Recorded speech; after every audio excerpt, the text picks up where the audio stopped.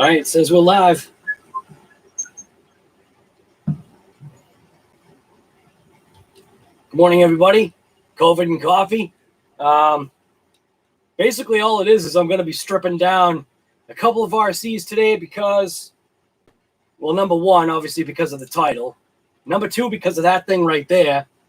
I actually want to take that thing and rip it. It's amazing how lightweight that thing is.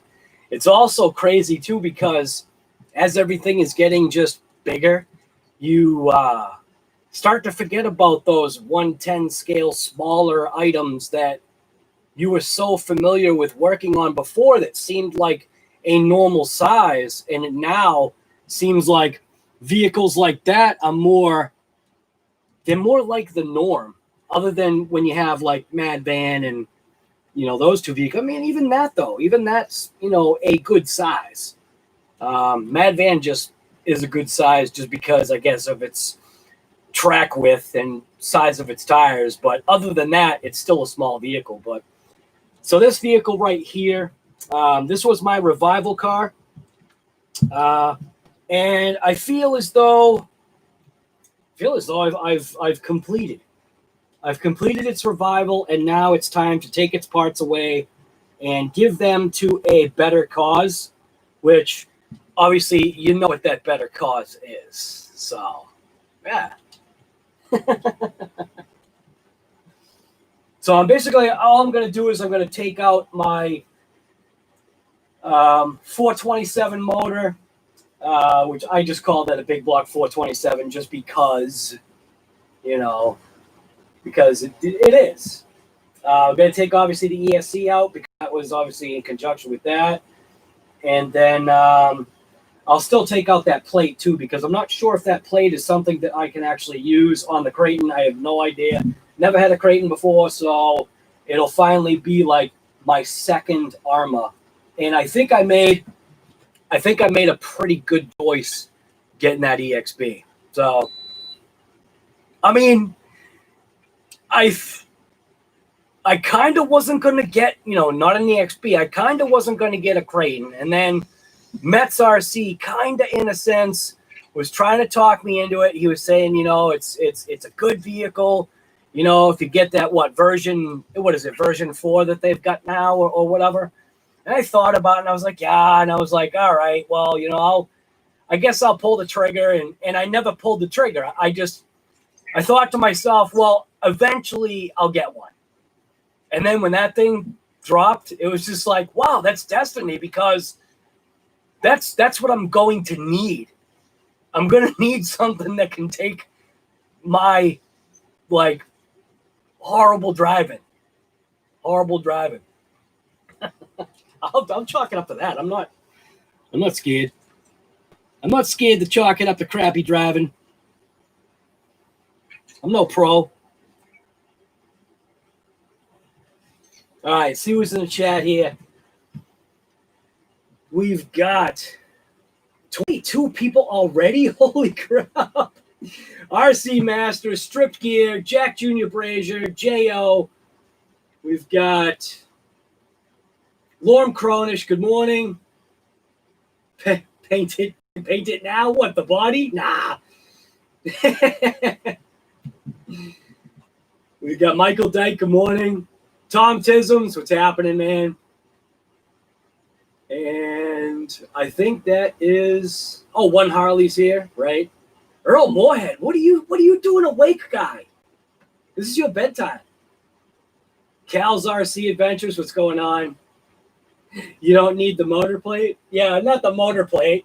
I'm not talking the motor plate. I mean the plate for the ESC, not the motor plate. I have no idea what I'm going to need. I don't even know. RC Rorschach, what's going on, guy? Still haven't opened that thing right there. I think I'm going to do that today. I'm going to do a what's in the box of that thing right there, and then obviously announce the challenge between JORC and I. I still got to talk to him about what the challenge kind of is going to entail, because I want it to involve more than just, what we just briefly talked about. So But look for what's in the box of that right there. I just haven't had time to I don't know. Just it is what it is. But I'm gonna rob the electronics out of this thing right now. Figured perfect opportunity, and then I'll do the unboxing video, not live. I'll do the rip out the electronics. Really easy. I think some stuff is sticky taped in there and whatever.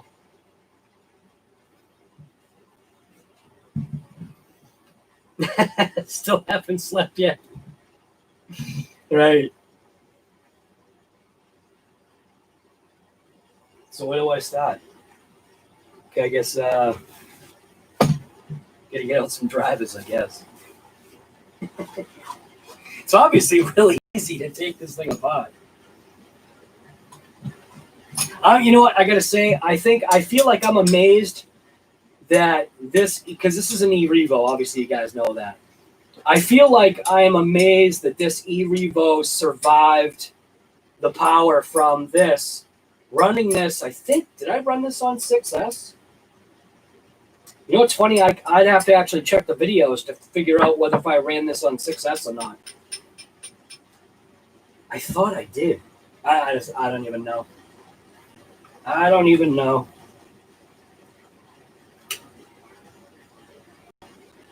I should get this more in frame.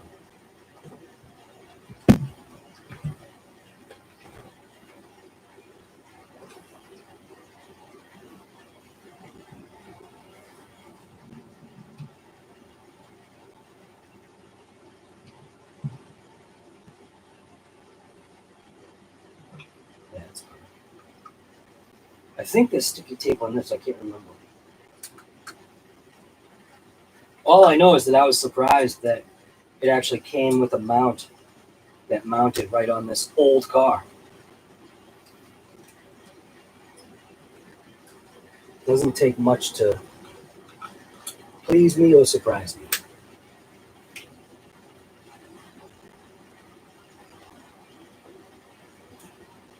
What's in the box?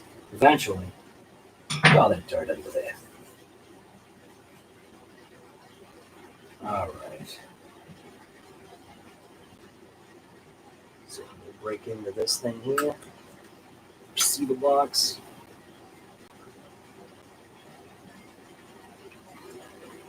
So does anybody know if that EXB actually comes with a receiver box or not?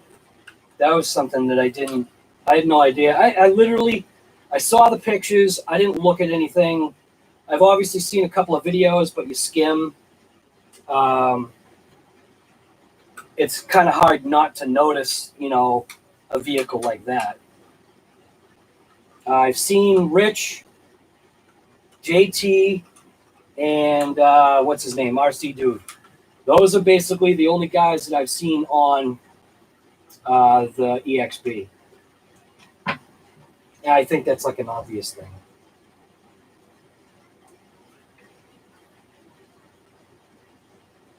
Let's get the switch. Is zippy tied? No, it's not zippy tied. It's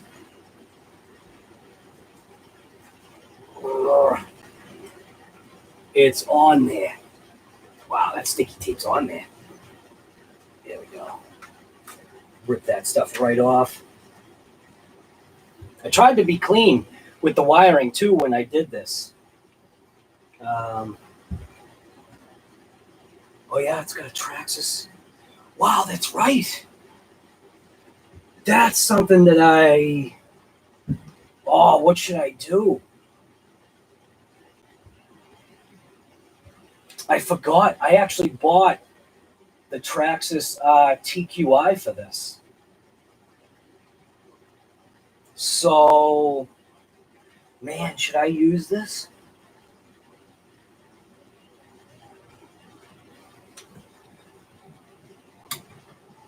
See, this is where I'm kind of stuck, right? So, obviously, I've got the DX5. I got the DX5 because it was new and had all the latest and greatest. And I've other than Futabas that I've had in the past, I've never had the need to buy a dedicated like can do it all kind of remote like that.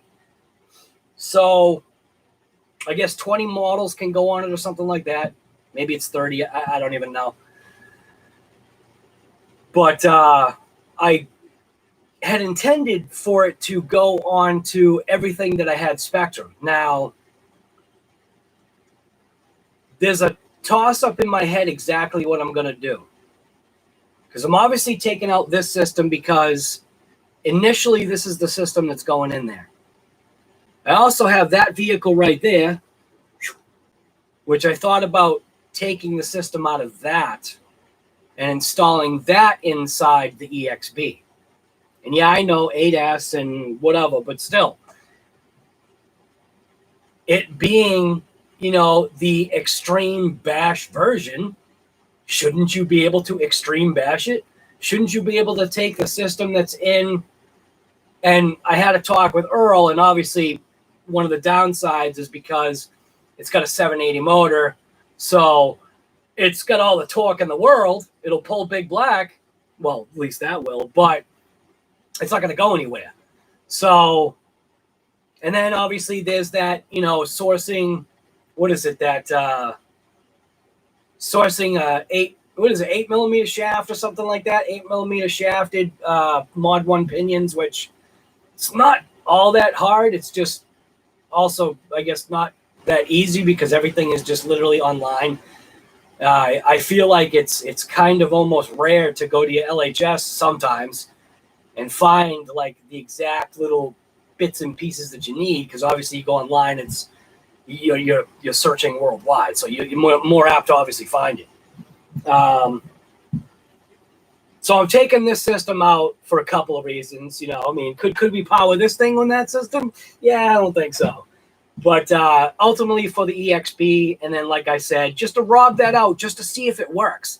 Even if I can just do placement of the electronics and see what fits and what doesn't, if the motor will even, you know, fit inside, which between Gus's Custom Creations and Earl Moorhead, I believe that they said, yeah, it's a go, that, you know, it'll fit. Do you want to do it is the question. So gearing, I think, is probably major, right? Have to have like a massive pinion gear to gain some speed away from that torque, and down the spur gear. So, but I figured I'll start off with this at least just to get something in there to get electrified. But back onto that receiver stuff, obviously that's a brand new receiver. Do I use a Traxxas remote, or do I go ahead and get a stinking Spectrum receiver? And then what I don't like doing is I try not to like waste like money. So when you get a Spectrum receiver, obviously you want the Spectrum Smart, because all that stuff is smart. Yeah, I don't know. It's literally just going to be trial and error. I'm just going to start plugging stuff in and hoping stuff doesn't like smoke. So it's just the way I do it. Just plug stuff in and pray it doesn't smoke.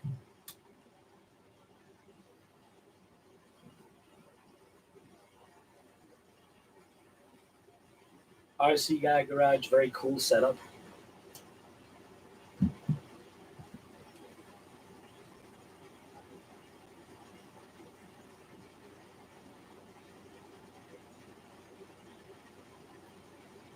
What did I miss? EXB does come with the... Oh, okay, good, awesome.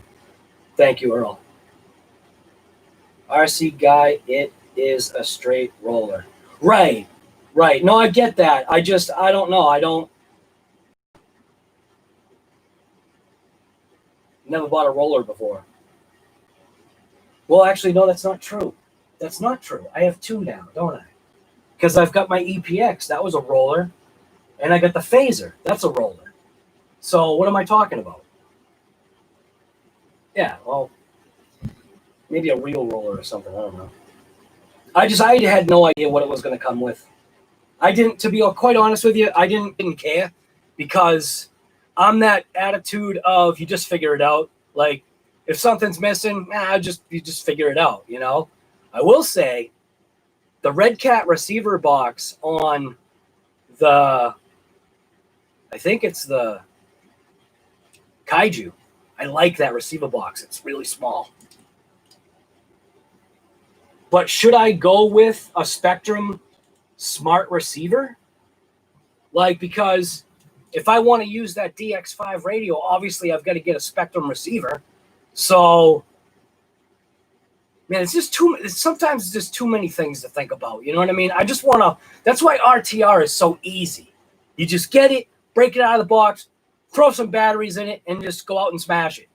It's just this, you know, trying to decide what motor I want to go with, what ESC I want to go with, not even knowing what servo to go with. I know what servo I'm going with.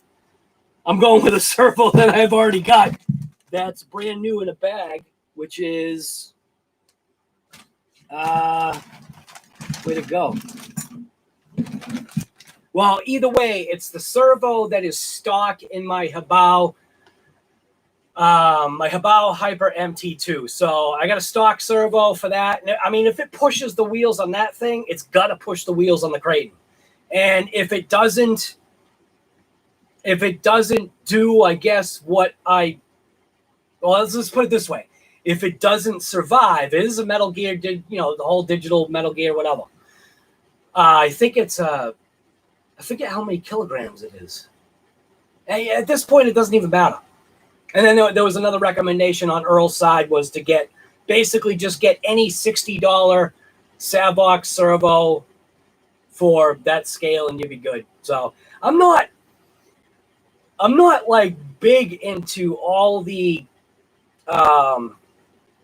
technical specification aspect of all this RC stuff. I just want to rip it. I just like even my EPX, not my EPX. Well, yeah, the EPX. The EPX I actually did take some time and I did spend a couple of dollars on the electronics for that. And that thing reps. I mean, 67, and that's not even full trigger because I can't get full trigger out of that thing in its current configuration with the way that cab over chassis body thing is. It at 67 miles per hour, at least on the track that I was running, that parking lot, the cab just causes the vehicle to start losing traction. So it literally starts hovering and it just turns. I got it on slow-mo. At least it went 67. I needed to beat that. At least the VT beat that. I was surprised. I had a number in my head that I wanted to get to. And the fact that it beat it, that was awesome. That was a good feeling. You know, like I said, I'm not a speed ripper. I mean, maybe in the dirt, yeah. I've had my MT Sport Plus 2 ripping it we're talking full trigger for a very consistent amount of time. And that thing was humming. And that was before I had a GPS. So that thing was cooking. I mean, it was, when it went by you, you felt the wind from that thing going by. When I had the camera set up, if you watch the cameras actually shudder a little bit as the thing is just, full trigger ripping it, like all four wheels contacting the ground, and that thing just moving. Like, I mean, that thing was scary fast. Like if an animal jumped out in its way, yeah, that would have been no good. Obviously a wild animal because there weren't any pets. It was just, wild animals. So anyways, I just got to keep ripping this out. I'll look at the comments now. Everybody's probably saying, yeah, dude, research. I hate research. RC Rorschach, thanks, man. You know what? Like I said, it's like the 70 miles an hour. It's not a big deal to probably most of you people, because what do you mean, you people? It's just, for me, it was like, I think 70 miles per hour is probably the max speed that I should have anything going on that road. Because just to get that, And I know the car has just a little bit more in it, just in its current configuration. And I think like that's why I put in the video, like, like somebody was talking to me through chat, not through chat, through the text message, whatever it is, the messaging. Like when I hit 67, I was just like, wow. I was like, that's stinking awesome. And I knew it had more in it. And to me, that's fast. Like when that thing is coming at you, I can't even be like Earl. Earl just hit 130 with his Limitless, which that was his goal. Like he kept on like touching it. I think he got to like 125 or 6 or whatever. And it's like that extra 4 or 5 miles. As a matter of fact, he almost got 131. Like when you look at his little GPS thing, it's like 130.8 or something like that. Like he was borderline 131, which I think if he visually saw just that 131, like he probably would have been like, how they had that meme mind blown, you know what I mean? And I can't even imagine, like when I've seen those videos, and granted, yes, when you get the GoPro on your head and you have it set obviously so that you get the wide field of view, everything looks way faster. But 130 on a little RC car? Are you stinking kidding me? I mean, how is this even possible nowadays? That's 130. That's not even talking like, the other guys that like, what's that, Philip Jolly and that Raz guy. Just how fast they get their cars going. It's just like, actually, I think Earl went 135 already. I think he's already experienced 135. I don't know. I think it is. But I don't know, 70 to me was just like, wow. And on that road, I mean, I had to use all of the road because what I was afraid of is that, here I have a car that I intend to, like everybody puts goals, right? Everybody has like an idea of what they want to get to. I wanted to beat my EPX. Come on, my EPX, 67 miles per hour on 3S, 5,400 kV. I mean, that thing was moving, and it still has more, which that's the insane part. So I think what I should have done is I should have, instead of doing the import camber thing, I should have taken that thing back out on its stock wheels, because its stock wheels, yeah, they're ballooning at the time, but they'll still give you at least the run. They'll give you the run, and I know that thing's got more than 67 in it. It definitely does. If I take that cab off, if I take that top cab off and the little backing plate, that thing will definitely go way faster than 67. It'll probably get to the 70. If anything, you never know. It might even make it past that. That would be insane. But that's also when I feel I'm going to blow a belt. So that's why I got some insurance for when I do blow that belt, that at least I've got like, a couple spare belts now, so that, when it does achieve that, faster than the VT, man, they're literally, I know all you guys get this. There is not enough time. I mean, if we're talking about there's not enough time in the day to just live out your normal day, there's not enough time in the day to even do all of this junk, because there's no time. There's not enough time. I mean, the prep that goes into, like now, before I exceed, so now that I've hit my 70, okay, I had to get to that. I wanted to make it to 69 miles per hour because that's just my number. So the fact that I made it to 70, and knowing there is the possibility that thing has got literally 1 to 3 more miles per hour is my guess. It's got 1 to 3 still left in it, in its stock, like, 22 tooth pinion, which is, I think I could squeeze a 23, but I think the 23 is literally like that is at the end point to where there is no more motor adjustment. And then that's also then to increase that, then you're going to down the spur, which is the point. That's all the stuff that's going to happen. And then the possibility of this car has already been out. We're talking about the VT now. The car has already been out for years. So like 3 years or however long it's been out. It's already a proven platform car. I've seen that it can take 8S. So, but I want to experience it for myself. I want to I already broke my number. Now I need to break that next number, which some people do it incrementally. And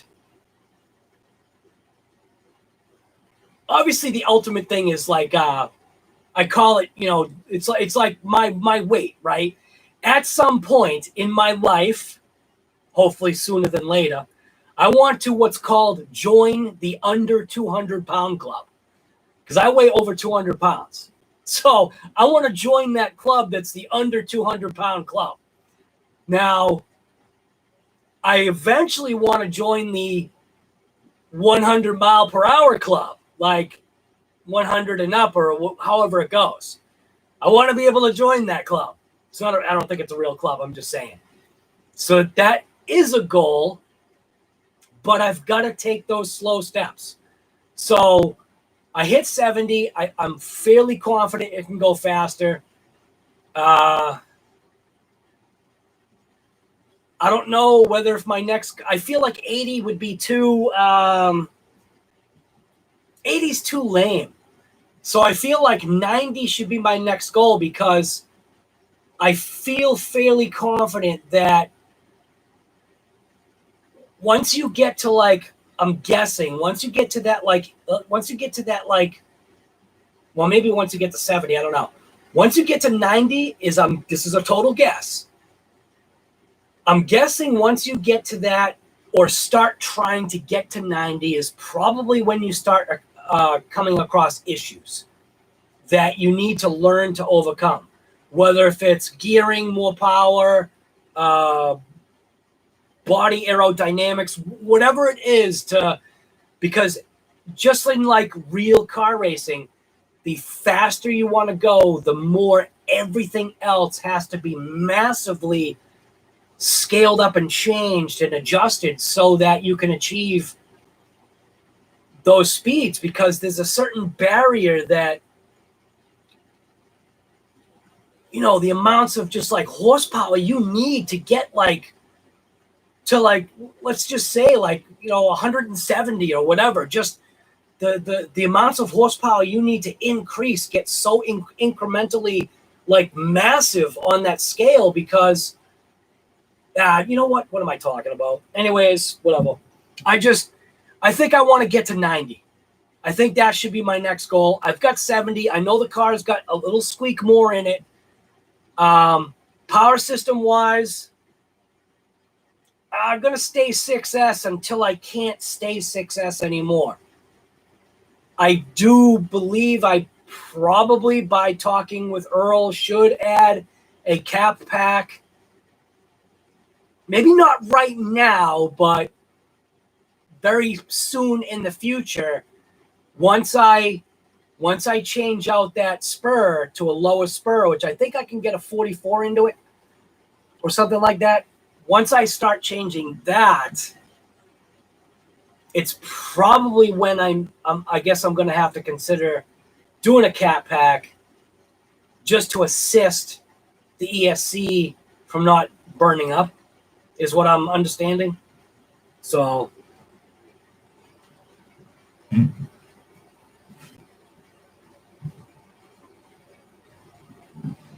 well, RC Master, in reality, that's not the case, because let's just say every day you want to do something. Life dictates sometimes that that's not going to happen. It's not an excuse. Think about it. How many times throughout the day do you have a work project that maybe doesn't get finished because you didn't have enough time. You think you allocated enough time, but then something else got thrown in the mix. You got, like, let's just say all of a sudden you get an emergency phone call. You got to go to the hospital. You know what I mean? Now that time frame has been all messed up, and it just kind of like, you know, dominoes or snowballs, whatever you want to call it, past that. Save up and go big straight away so you don't end up wasting money. Right. So my thought is it's a toss-up. It's going to be either following Earl in what he did with his 8X Monster, Mamba, you know, whatever, or to take it that one step further, which for a guy like me probably doesn't make any sense, but I'm also that guy that I would rather spend the money now, spend the extra couple of bucks to get the better. That way, I've always had that philosophy. It's always better to have it and not need it than to need it and not have it. You know what I mean? Like, even when it comes to like my stereo system, same thing. I don't use my stereo to the capacity that the thing's designed for, but it's got the ability to. But then I also feel to myself that, you know, I could blow my speakers if I felt like it, but it actually has clipping protection and all that stuff. So, but yeah, it's just, I don't know. I was thinking about that XLX. Earl is really pushing me to go with Castle because he likes the data logging. He likes being able to see the information with his eyes, which is which I totally can understand that. But that also brings in that to the mix too. So I got to be careful. But anyways.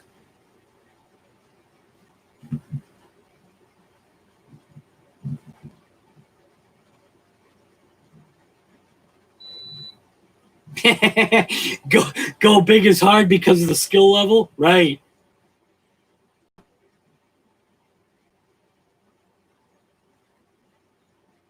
Anybody see the new 8x4 tow truck? But no, 8x4.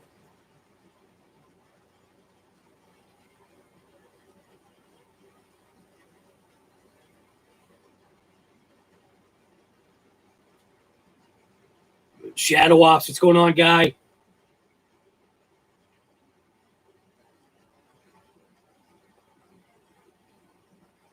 Right, of course. Master.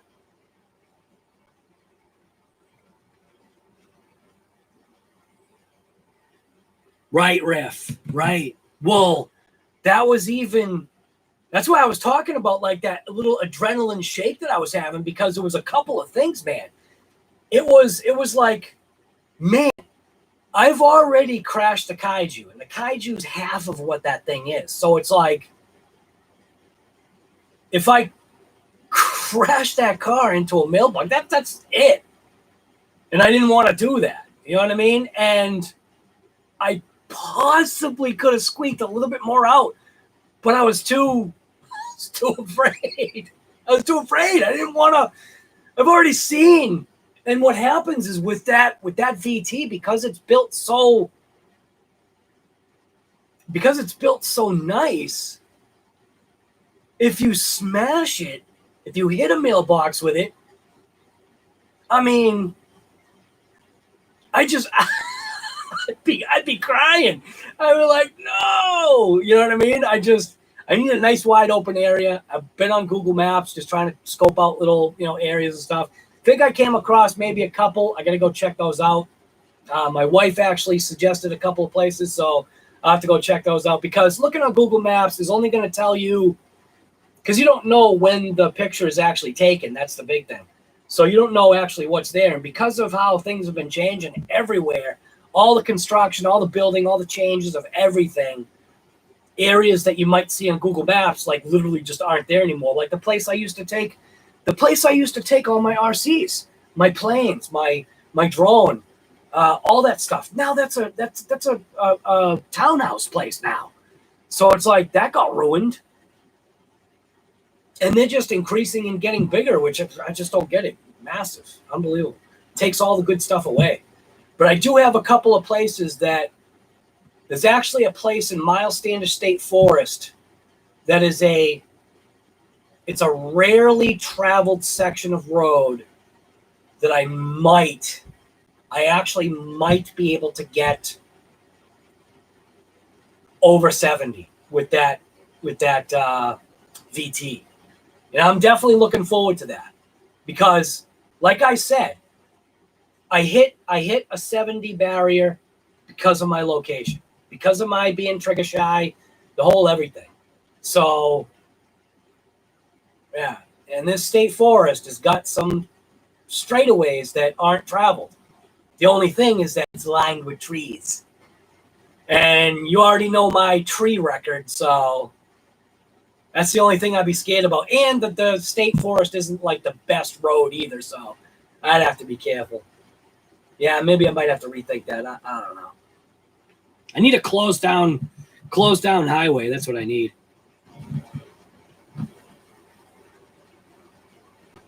I'd be afraid. Right. It was like a sidewalk, wasn't it? Right. At those speeds, the road just gets narrower. I can't believe that I didn't crash. When that thing was coming at me and I did the left turn a little bit, too soon. And then I realized like it was going off road or pretty close to it. I cranked it. Yeah.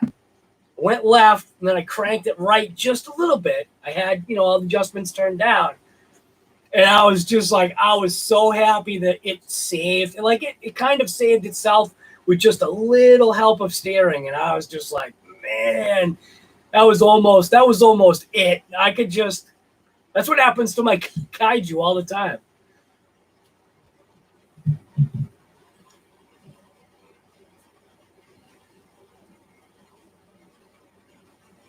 Right, Mike Jernak, you were looking at bash spots on Google Maps. Isn't that awesome? I love the fact that you can do that.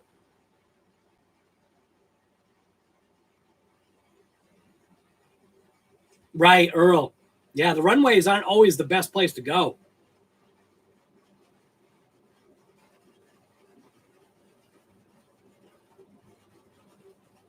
Well, he almost didn't go full trigger on this last video? I believe Earl actually did go full trigger with that with the twin motor. He's right here. I think he did. He got like 88.5. For the gearing, he said that's where he expected it to be. It's just that thing has got so much torque. It's like he needs like a 100-tooth pinion and a 20-tooth spur to overcome the amounts of torque. 100-tooth pinion, 20-tooth spur. Right, full trigger on that gearing, right. Yes, Mario, you got to go check it out. Go check it out, man. I got to tell you, just me watching, and I'm not even there, just me watching, that thing looks sketchy as, there's a word to use after that I don't use. But that YouTube infraction, limitless creation, whatever the heck it is, that thing on its torque monsters is so sketchy as heck that I just don't know. I don't know how he's going to hold this thing together. It's even he, when it was that one, right? No, that was a different one. That's his other limitless. I don't know. It looks like the thing is just all over the place. So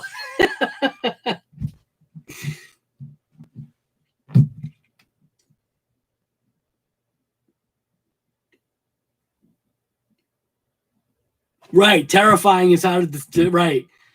Mysterian, what's going on, guy? All right, I'm gonna keep working on this thing, especially now that. So has anybody that has pre-ordered the EXB. Does anybody have any time frames of when they think theirs is coming in? Because I don't have any time frames for nothing. Oh, did I really sticky tape this receiver in there? I guess I did. All right. All right.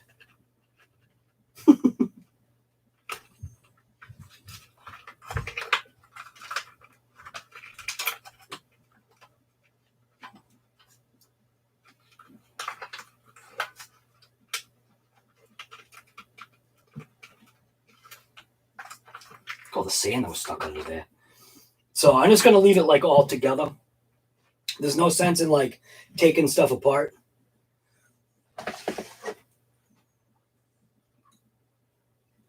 So this is when a ball head driver comes in handy.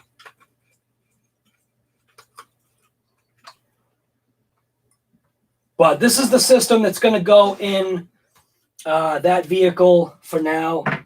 That's all I've got. Well, not all I've got, but it's what's going to go in it. Bye. Bye, sweetie. So I texted Mom, but I'm going to go to Barnes & Noble, and then we're probably, because it's supposed to get sunny, apparently. Right. You going to go to the beach? Not to the beach. We're probably going to walk at some nature thing. We might go to the Jenny Gristmill. Okay, awesome. Just make sure you bring your masks. I have it in my hand. Okay. All right. Well, have fun. Thank you. Bye, sweetie. Bye-bye. Love you. Love you too. Here we go. Hey. So here's the offering. Wow, look at the rust on that. Here's the offering for the EXB, for the Creighton. So yeah, this literally is brand new. I bought this specifically to revive this beast, and I knew this was an overpowered system for this drivetrain, but I was very shocked that this thing held together. Like, I cannot believe this thing held together. No breakage, no nothing. It's almost sad that I'm taking the electronics out of it, but until I re-glue all my tires, because literally my glue came apart. My tires came apart because the glue is old. That's the only reason why. So basically all 4 tires, the glue just, because of the amount of power that this thing was pumping, the tires just couldn't hold on anymore. So, so eventually I may, depending, get another system for this. This system served its purpose very well for this vehicle. The reason why I actually revived this was because of Asterion. So Asterion played a part in the reason why this even got revived.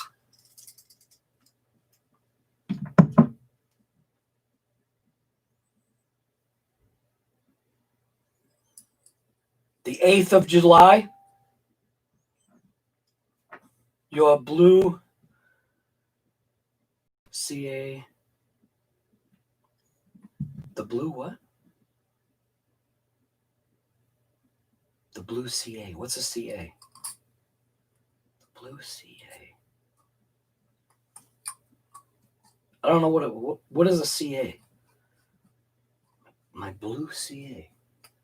What's a CA? Am I not putting this in the right spot? Yeah, I am.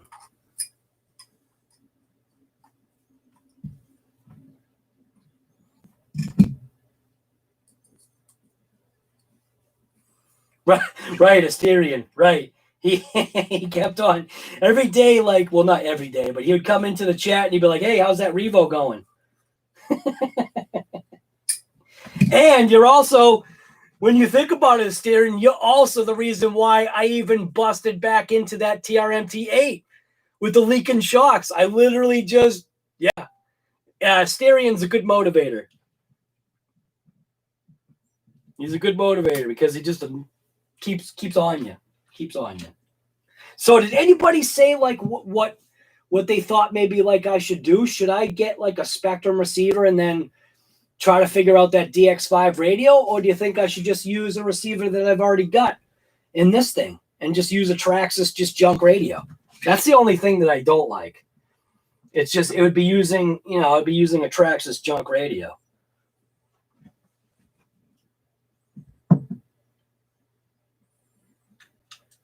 Earl's probably saying, I wouldn't use anything. Get a Futaba. $9,000.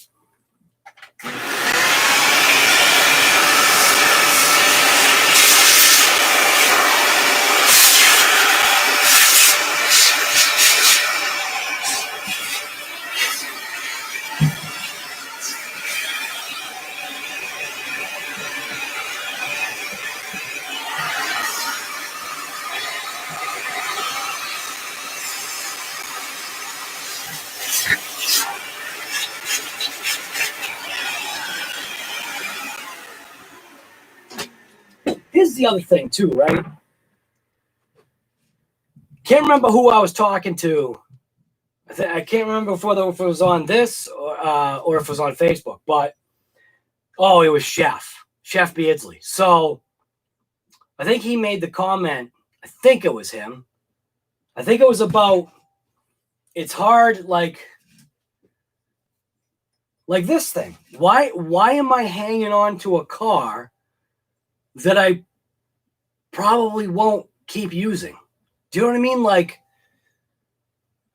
why hang on to it?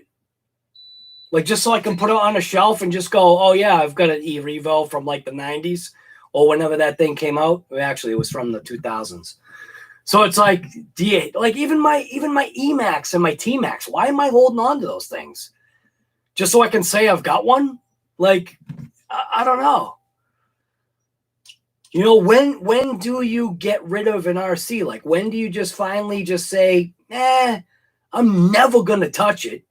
They've got that theory that if you haven't touched something for a couple of years, just get rid of it, because that just means that it means nothing to you, right? I guess, maybe.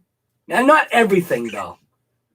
But, yeah, so, like, what... Jo, the SR215 is $30. We'll link to the DX5 and supports onboard. Really? SR215? Is that only a 2-channel receiver? Look at that. Jo has got some info here.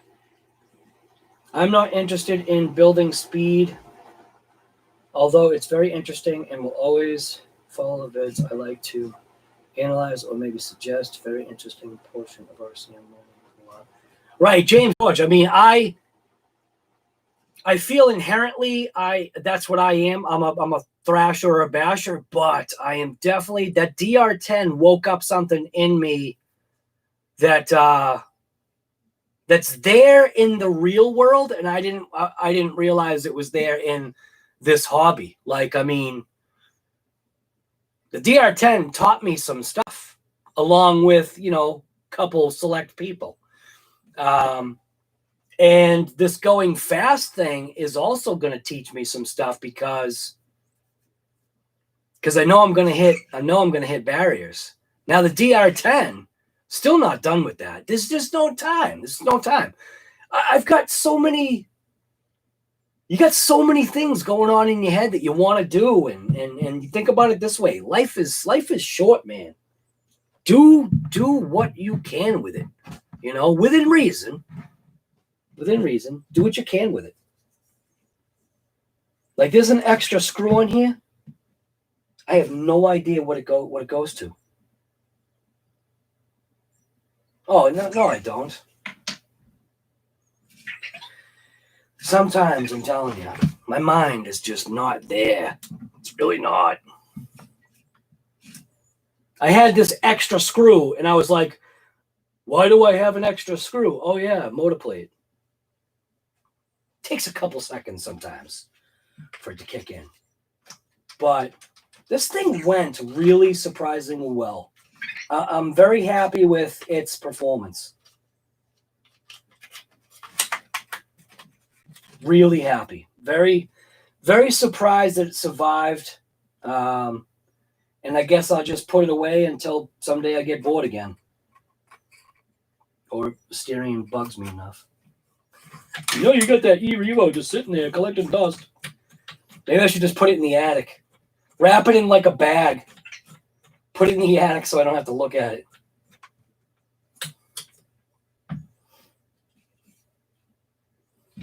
Obviously, I'm not going to use, like I said, I've got servos that I want to use that are specifically, where'd the seal go?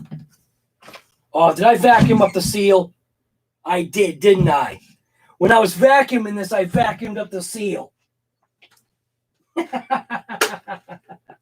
Oh, that's awesome.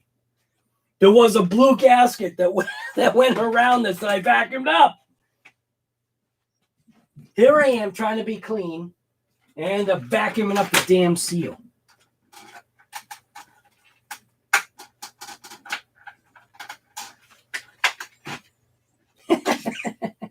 Whoops. There it is. There it is. Sitting right there. There's the receiver box gasket. See it in there? Floating?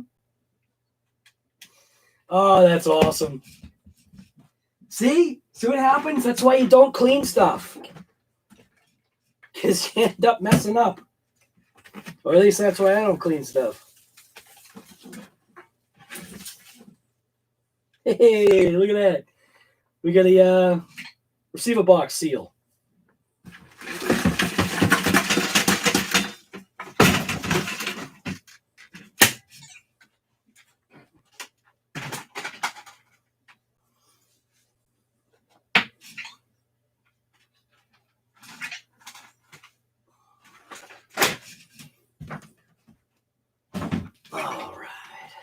All right.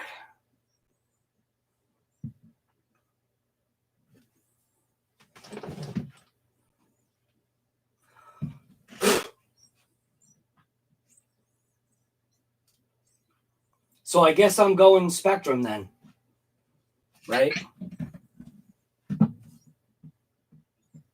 Get a neighbor into RCs, right? Go retro, control, and push it. Jo, I like that idea though, man. So SR215 is what I should look at. Anyone see twin? Dude.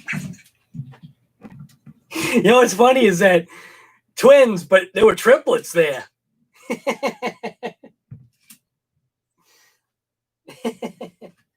Had the triplets on there.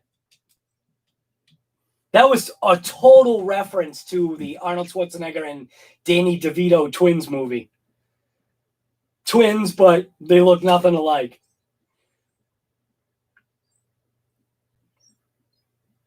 That's why you leave the clean to the professionals, right? RC Rorschach, you like that video? It wasn't as good, like, it was a lot harder to do than I thought it was going to be. Because, point blank, I had to remember what the other guy was saying so that when I panned the camera over and switched hats, I would, like, have to be in the moment and answer, like, and talk back and be, you know, it was a little weird. It was fun, though. I will say it was fun messing around. Why not? You know what I mean? Think about it. Why not? Have fun. Like, There's somebody out there that'll probably complain about that video and just be like, dude, just get to the point. What's all this garbage in the beginning? It's just like, just change the channel. Just go watch something else, because obviously my sense of humor is not for you. So, I don't know. I thought it was funny. Hey, if I made myself laugh, then that's good. That's good enough. Now I forget the way this. I think this went this way. Just trying to keep everything together. Let's see. Get that one. That one. I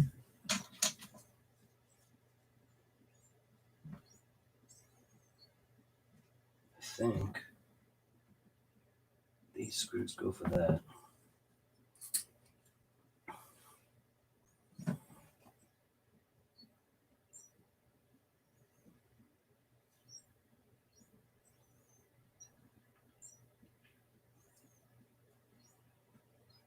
Now, right. So the 2-channel, a 3-channel for 45. Yeah, I'll have to check that out. Where did you see that on, Jo? Is that just like on Horizon or something?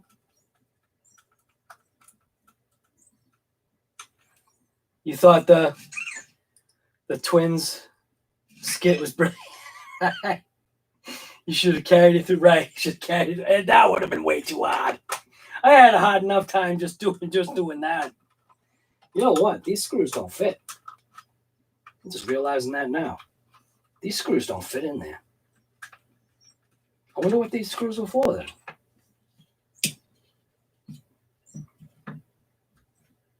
What were these screws for? They don't fit. They're not the right size.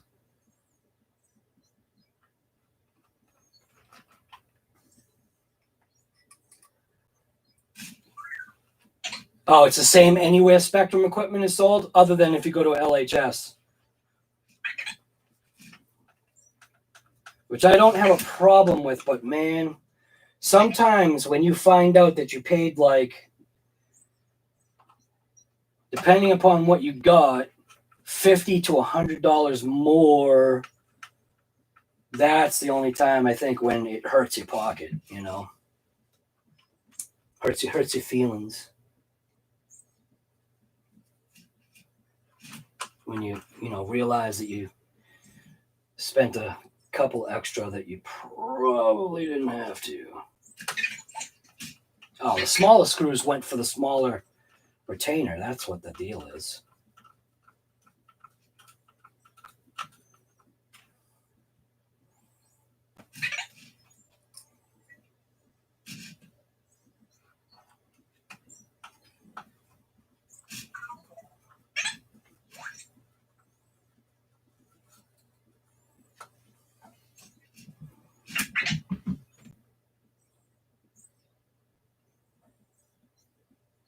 Hey, Jo, I sent you something.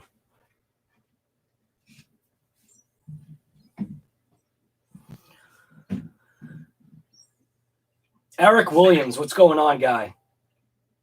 You are the man. Who, Earl? Or me? Just having fun, man.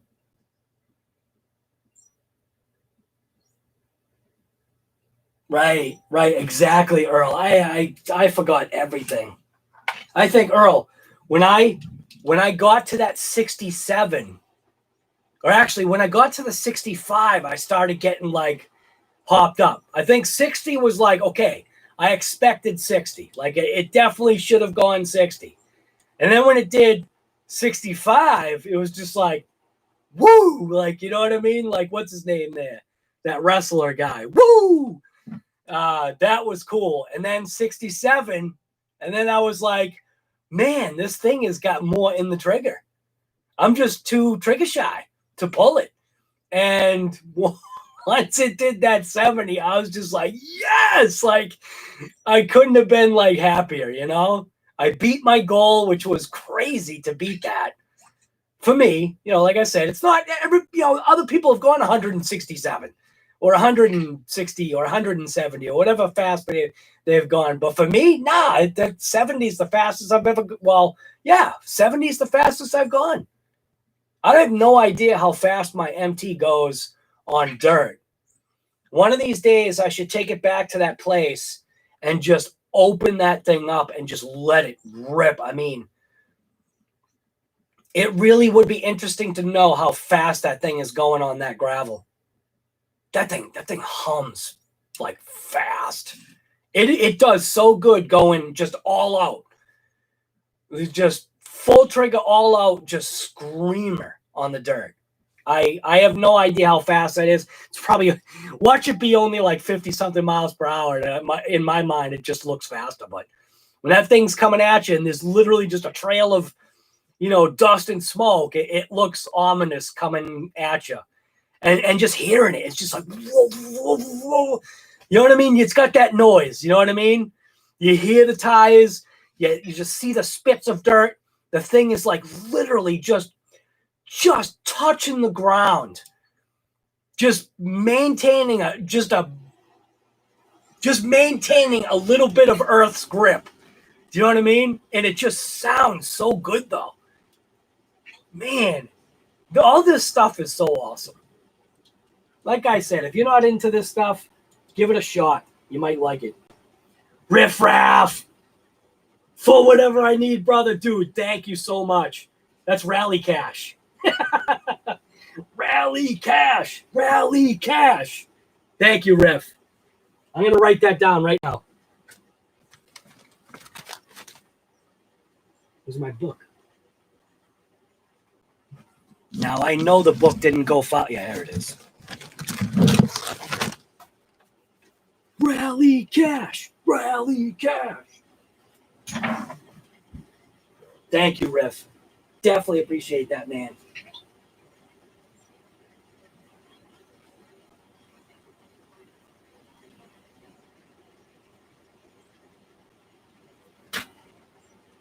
STL, what is going on with you, guy?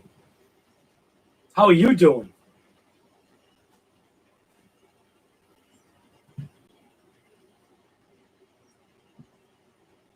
So, like I said, this is the system. This is the donation. Donation to the EXB. It should go. It's a 427 big block, 2200 kV. It should go. It should do nice. I think so. Easy run, max 8.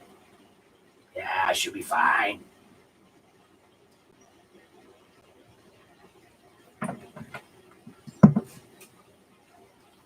All right. It's funny is this thing even became a parts vehicle. I had to take I lost a wheel nut. I forget what I lost a wheel nut on. I think I lost it on the Traxxas Max. So I got to get wheel nuts. Maybe I should get wheel nuts. Maybe that would be more the wiser thing to do. Oh, is this a wheel nut for it? Nah, that's not the size, is it? Yeah, I didn't think so. Yeah, I don't have wheel nuts for that thing.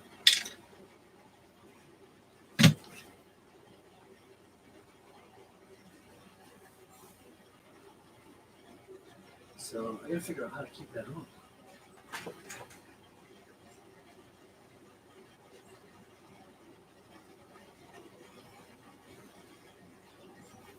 Also, because in reality, I honestly have no use for these tires right here.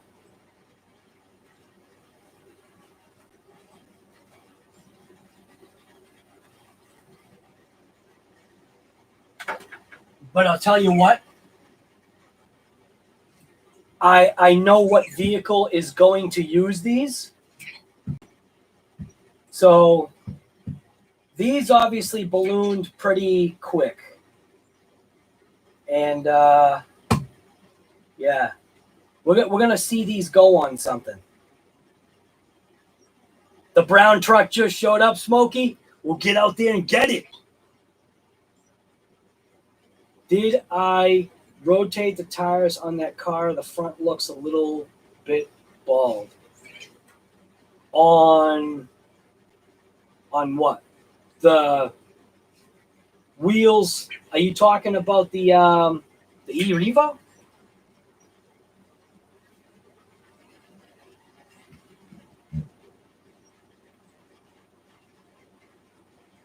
But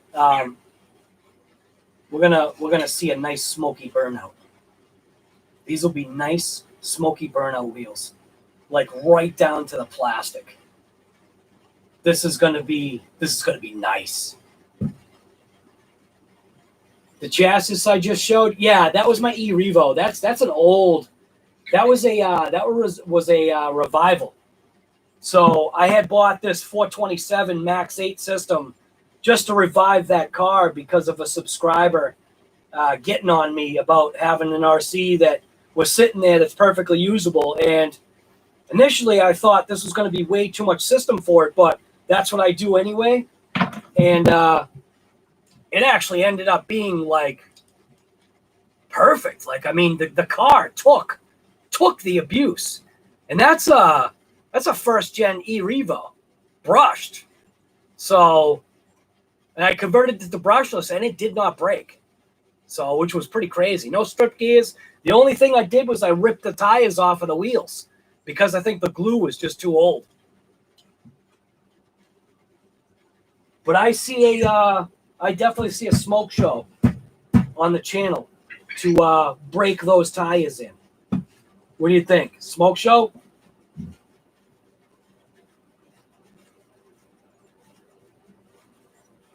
If you sent me a message, I'm not seeing it for some odd reason. Where did I send it?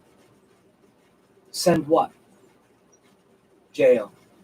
Did I send you a message? No, I haven't sent you a message yet. Ghost RC, what's going on, guy?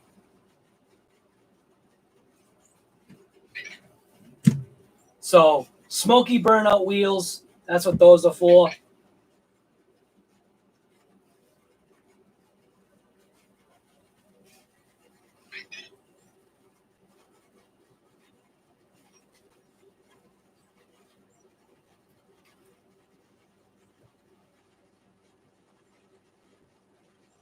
This little revival right here, this was obviously a revival car. I'm done with it now because this was my JRX Pro that went 56.2 back in the day, brushed, obviously. So now it's time to take the electronics off of this. This is also a Hobby Wing setup that's rebranded.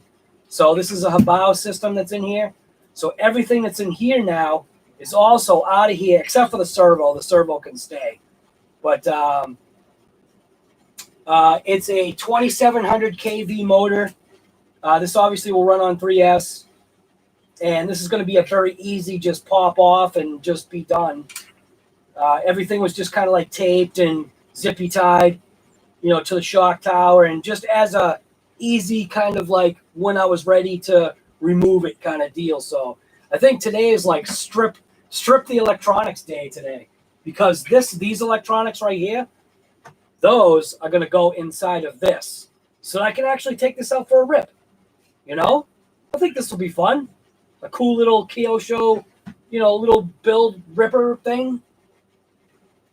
Take it out in the backyard track, 2-wheel drive, see what it does. But yeah, I probably will never get rid of this. There's no reason to get rid of this. This is like nostalgia right here. This is a combination of a JRX2 and a JRX-T and RPM. So it's got RPM wide arms in the back.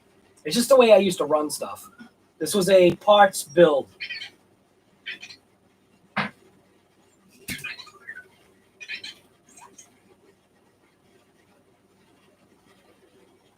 What a shame. I laid things out pretty good.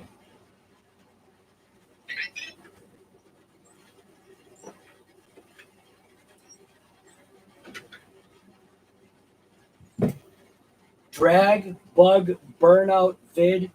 Again, my vote is hell yeah, brother. Hell yeah, brother.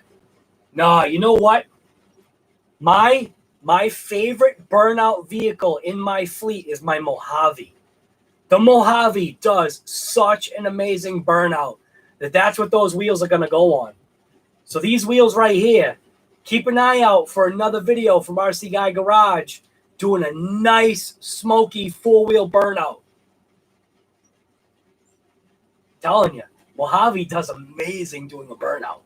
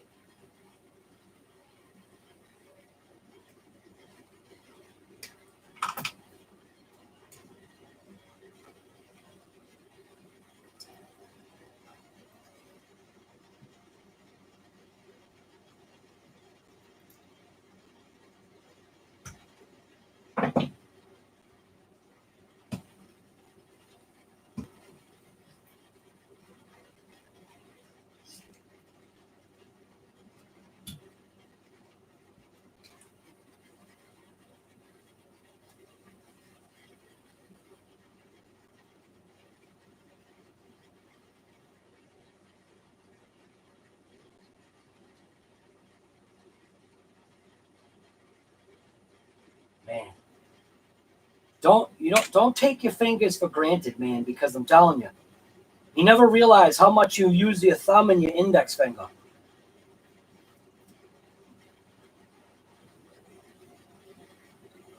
Do not take your fingers for granted.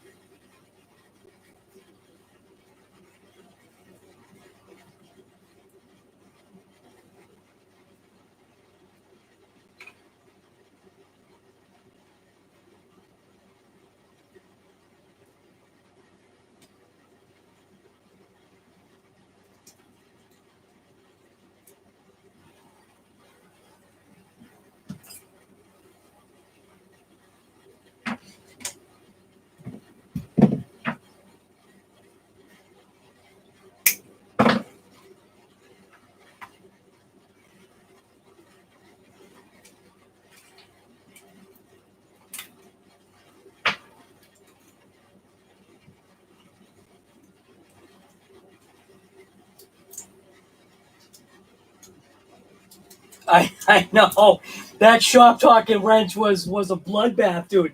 You said it exactly as it was. It was a bloodbath. Oh, dude, I didn't. And the crazy part was, like, when I was talking to my wife about it, I was like, honey, I didn't even realize I sliced my finger. I just all of a sudden just saw blood and was like, well, where did that come from?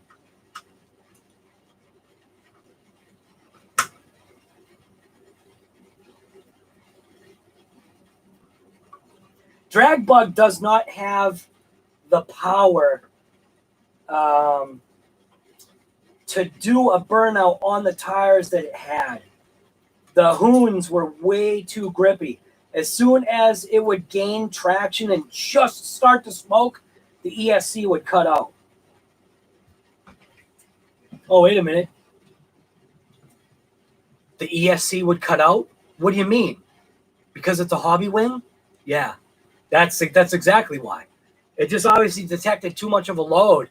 And as soon, it was crazy because I did it a bunch of times. I think I even still have the footage on the computer. I just didn't even waste my time putting together a video because it was such a fail. I might put together something just to show how much of a fail it was. But I mean, I had 4 cameras set up. Yeah, I mean, you take all that time putting 4 cameras, trying to do everything, and then it's a fail. You don't want to waste your time trying to put together a video. Do you know what I'm saying? Because it's like, what's the point? What's the point of like lining up all the footage just for a fail? You know, it's just, I'd rather just say, yeah, it's a fail.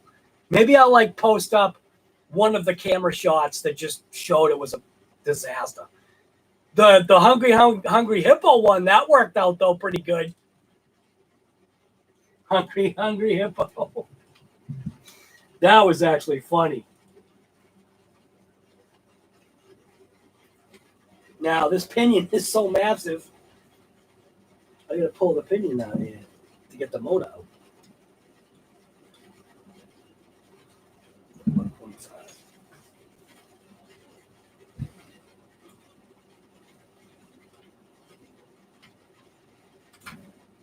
There you go. Look at that. Literally just stripping all the cars today. It's a nice little motor, you know? Nice little Habao motor. 2700 kV. It'd be perfect for that little thing.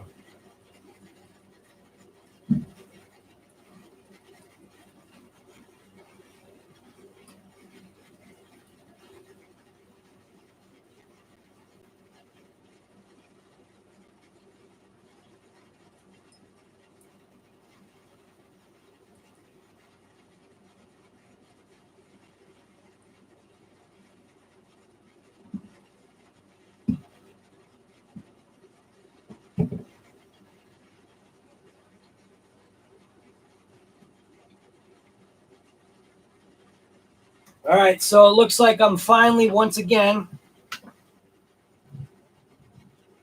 going to retire my JRX Pro that I created when I was, a kid. I was young. We did a revival on it. It came to life really well. We did end up breaking, and I knew this stuff was going to happen. I knew that it was going to pop an axle. It's just because it was old and, geez, that axle broke more than just, whatever. It did its job. It won a lot of races when I was young. I treated it very well, considering how I treat things. And now it's kind of just time to retire it, send it out to the pasture. I mean, come on. I use airplane collets to keep the thing together. You know what I mean? Like the screws were even so long they poked through the top. But it was a great little car back in the day. It really was. It was a blast. So tires are all ripped off. Same. I mean, look at how long that goes for. Look at that. Those are a good quality bearing, man. Look at that. Just keeps going forever.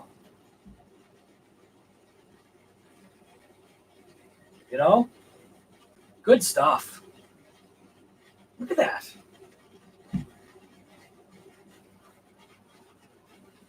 So I'm going to go retire it.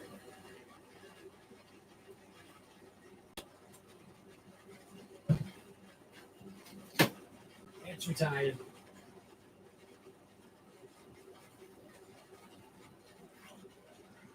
So now we can drag over this little thing here. This is what that's going to go in. I need a servo for it, which I do have a brand new servo. I'll just use a Futaba one that I've got for this thing. That'll be good enough. But this was my kit build. This was fun. I had a good time doing this. It'll be cool to get this thing out in the backyard track and just rip it 2-wheel drive. Have some fun with it. and then retire this as well, because the intent is to turn this into a dragster. So we'll see if it even works. I got the metal for it too. I did buy aluminum C channel for this, so that I could extend the chassis, get rid of this rear end, and put a Pro-Line transmission on the back end. Leave the front suspension as is, just the way it is. Maybe see if I could, lower it, because I should be able to lower the suspension. It's a weird kind of like setup, but why not? It just kind of create and just do whatever, have some fun.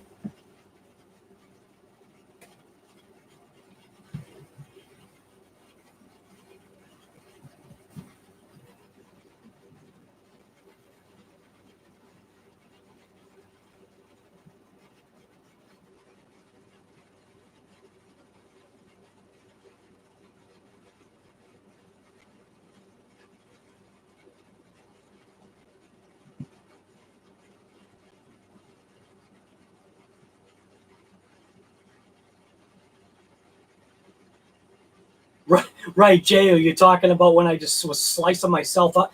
I didn't even feel it. That's the insane part. I felt nothing.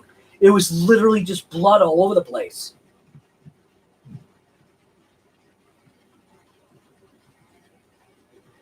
I need to send a bloody right. Well, no, because when you think about it this way, the only reason why it happened was because of this right here. I stretched these Habao wheels onto these rims, which it's not easy to stretch these wheels, but it came out nice. Look at that. And it gives it like that nice camber look. Nice camber look, I say. Don't those wheels look pretty sick, though? Those things look pretty sick. Those are going to be on the rally car. Right there. But those things are sharp. I did not even realize. I sliced up this thumb as well. So after I was done with this finger, then I sliced up this thumb after the fact. It was like an apple core. Just apple cored my thumb right out of there. There's a nice chunk of finger just gone. Scooped it up and threw it in the trash. But these things look nice, though. They do have a sharp look. Literally sharp in both ways. The only thing I wish the white lettering was like already there. It does look nice, though.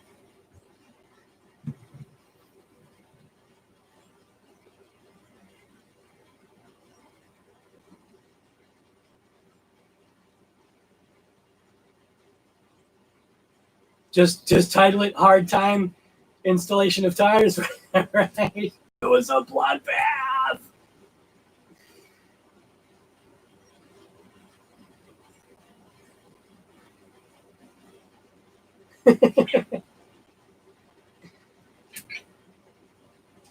Right, that's what RC is about. Fun, right? Fun, and slicing up your fingers. Oh my gosh. For what it was worth, it was the most entertaining. because that stuff sells. Like, how they have that show Destroyed in Seconds? Like, I mean, come on. Who hasn't seen that show? You know what I mean? Anytime. Like, when people watch NASCAR, sometimes people are literally watching NASCAR for the wreck. They're not watching it for the 5,000 laps that they do. They're watching it to see bumper touching, tires flying off, car wrecks. Hopefully no issue, though. We don't want anybody to pass away doing those things. But, it's kind of like the same thing with like hockey. What do you watch hockey for? You watching for the slap shots? Nah, you're watching for the...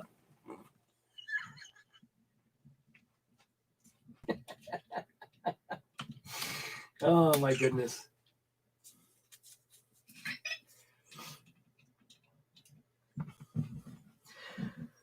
blood, sweat, and cheers. Yo, how about this? Blood, sweat, and cheers. Forget the tears. Blood, sweat, and cheers. Yeah. You're so glad you missed it. Oh my god. That is funny though, JL.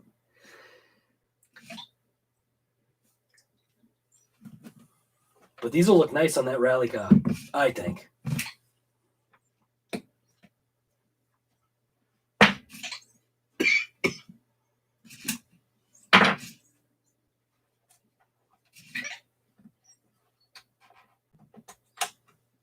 Tape is falling off already.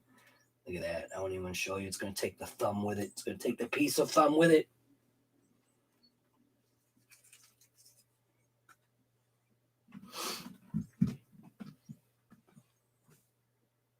The new title for the vids. Blood, sweat, and cheers.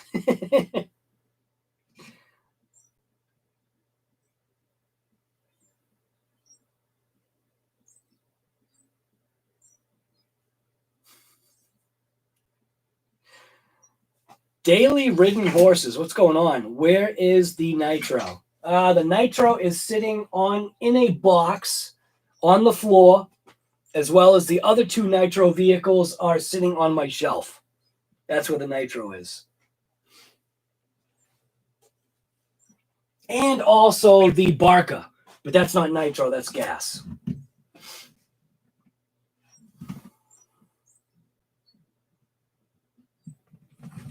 Daily ridden horses. Like, when you think about it, electric is just so easy. It's just so easy. You know what I mean? Just get out there and rip it.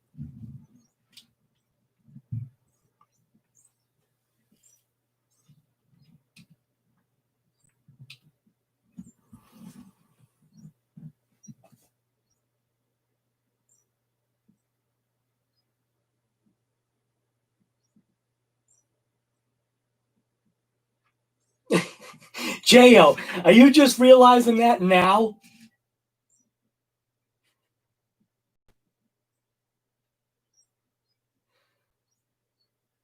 What is he telling everybody to go watch the live where I would Ginsu'd myself? That was crazy.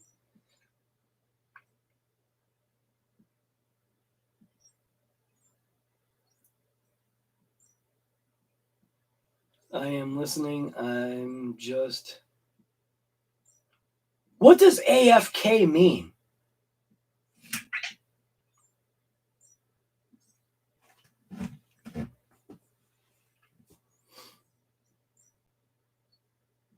Right, Riff, you probably were asleep, right?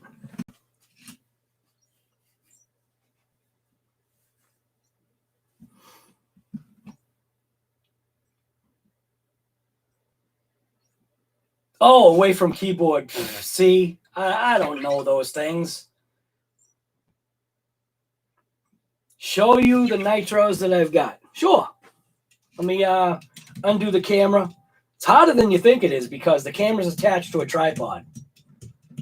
So, obviously I got nitro planes. We're not going to show those. So, we got this thing right here, which that's an Exceed Barca, and literally it barks. The thing is damn loud. That thing's a beast. That thing weighs like 50 pounds. And obviously I've got my T-Max. My T-Max is down there somewhere. You can see it right there. It's got the blue body on it. That thing's my T-Max. And then I've got this thing right here. That is a Habal Truggy. That's also nitro. And what else do I have? My Earthquake. Now I've got my Earthquake, which is right there. That's my Earthquake. That's nitro as well. That thing's a pain in the neck because it needs a new, the pull starter on it. I broke the pull starter the first day that I had it. I tore the thing out like 3 times, and I just said, forget it, because it was so annoying.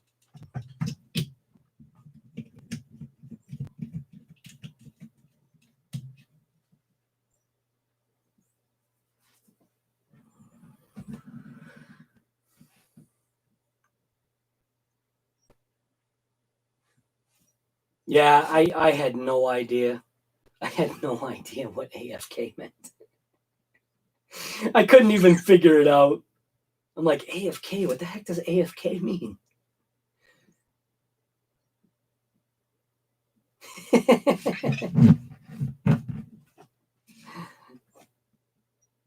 A freaking kid. Nice.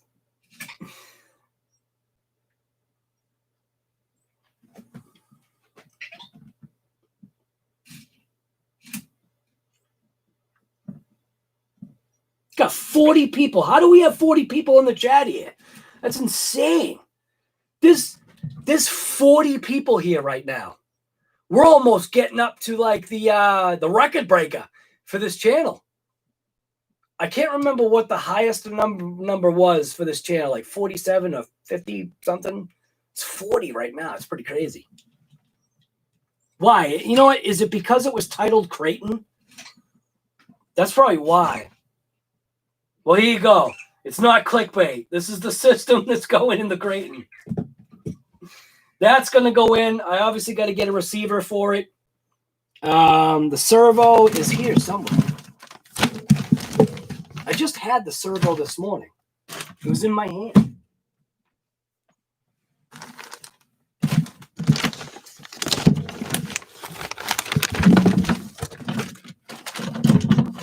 It was literally in my hand this morning. Where did it go?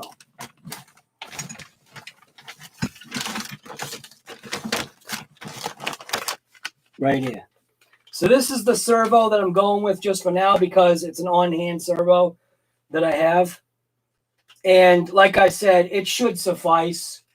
I don't know for how long, but it's just a little guy.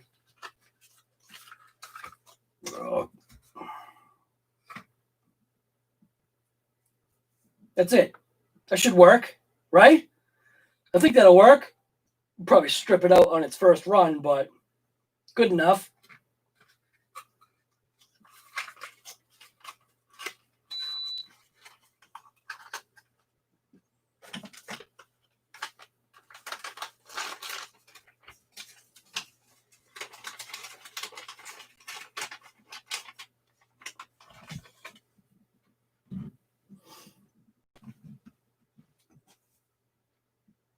Looking for a crawling channel with an Arrma crane. Too big to be a max 10. What? This thing? Talk about that? Nah, this is, if you're talking about this is the big block 427. I just call it a big block because a big block is a 427. 427 big block. Should be fun. Yes, the servo was dyed red.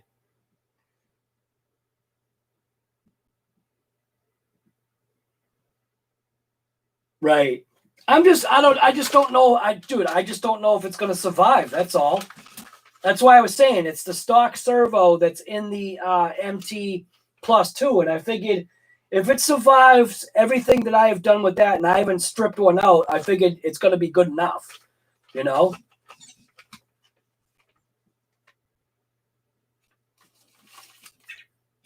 And I also have a metal servo horn for it if the Kraton doesn't. I'm assuming the Kraton doesn't even come with a servo horn, right? Or maybe it does. Then again, it might not even work.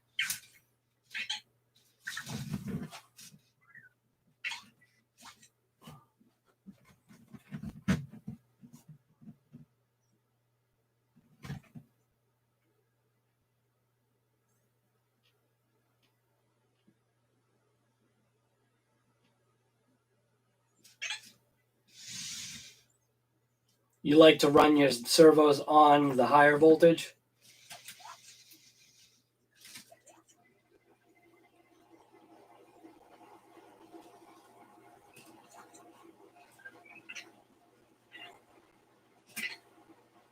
Frank, what's going on, guy?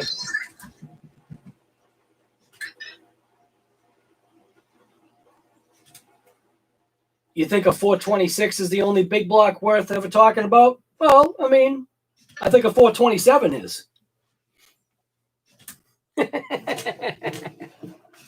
How about a 572? A 572 is a big block worth talking about as well.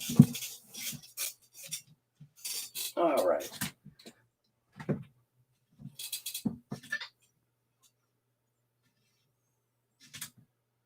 Normally comes with a servo horn if it's like the Limitless. Okay.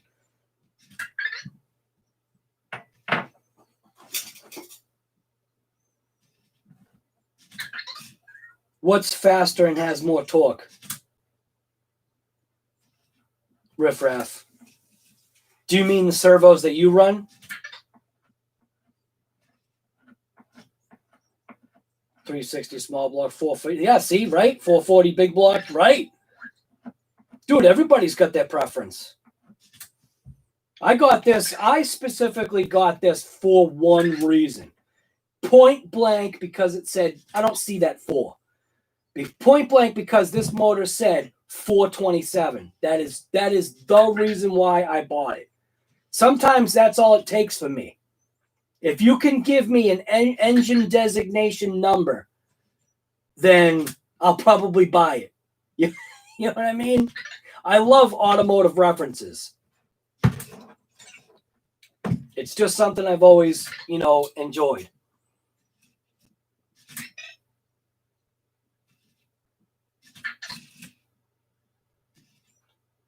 An 876 big block? Oh my God. If we're calling out numbers, right? Yeah, but that's you racing.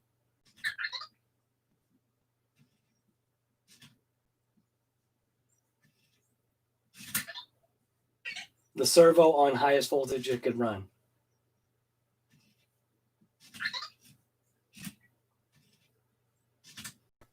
Right. Run them at 7.4. Right.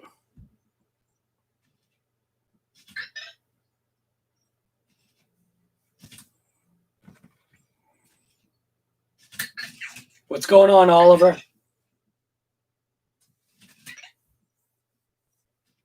Right, from the UK, Newcastle. That's awesome, man.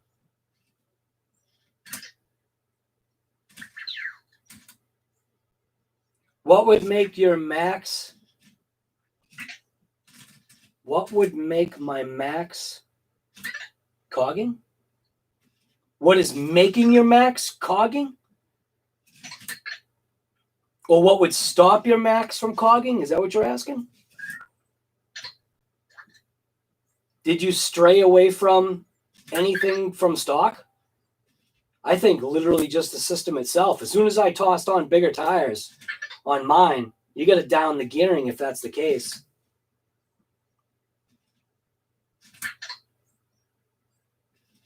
Or just change out the ESC. Oh, Gold Goose already said that. Stock ESC.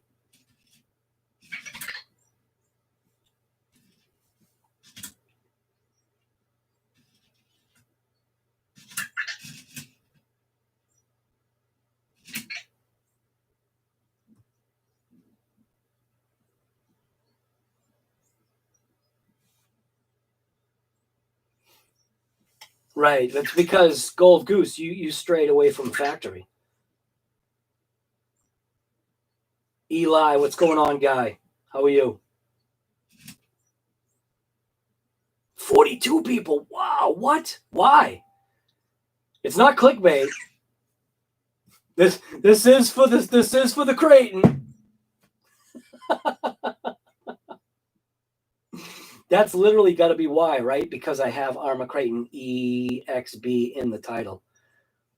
So this is just prep for it. This is literally just COVID and coffee, stripped out a hobby wing system that I had, a Max 8. It's a big block 427 that I call it. That's just what I call it. It's just because I love automotive. But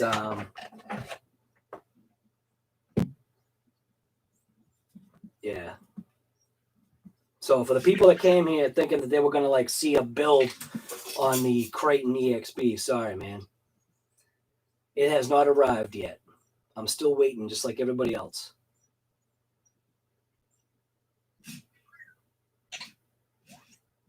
Yeah, you know what though, Oliver. Obviously, you've got to know that all of this stuff has been like recropping up.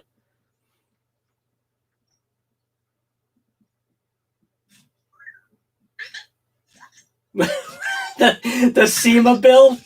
Oh my god. Could you imagine that? Green Frog RC, what is going on? Afternoon to you as well. Right, it is afternoon already. Holy smokes.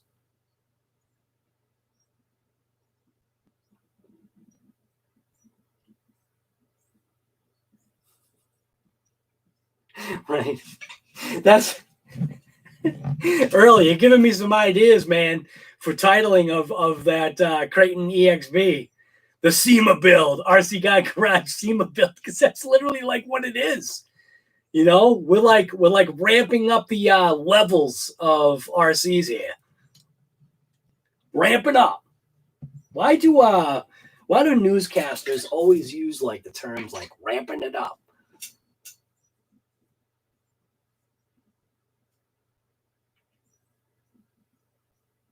So Spectrum, so Spectrum has good range, not the RTR radios, not the DX. What is it? The DX3 or DX2, whichever one.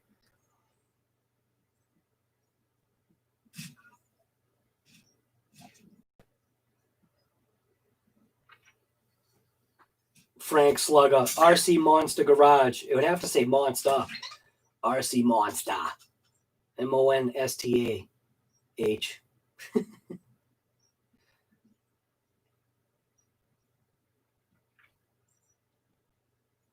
See, Green Frog RC is here because he saw the title. He was like, oh, Creighton EXB. It's like, no, it's not clickbait. It's not. Promise you. We pulled the system. We pulled the system out of one of my vehicles for the EXP.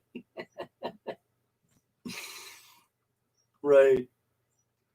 RC Guy 2021. SEMA build from budget to extreme. Right. Right. Could you imagine that? That's insane. From budget to extreme. The 2021 Coke can.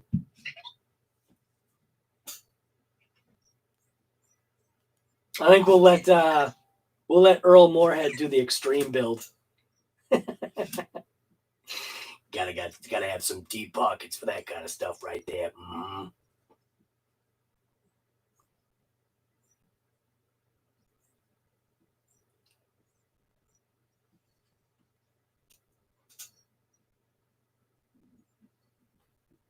Right, the Dumbo. Right, I do actually have a Dumbo 1. I think I got the Dumbo 6 channel.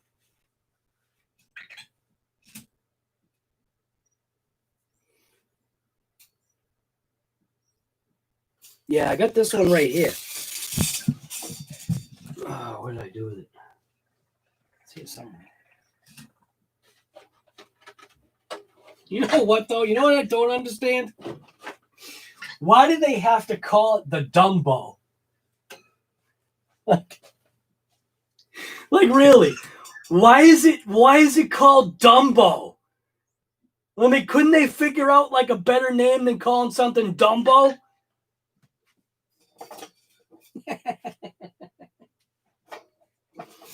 It's the Dumbo. Because what? Because you're a Dumbo if you don't buy it?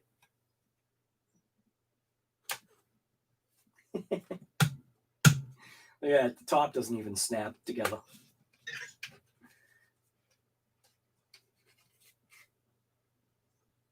Dumbo RC. I keep losing the receiver though. I don't know where the receiver is again. Maybe that's what I should use in there.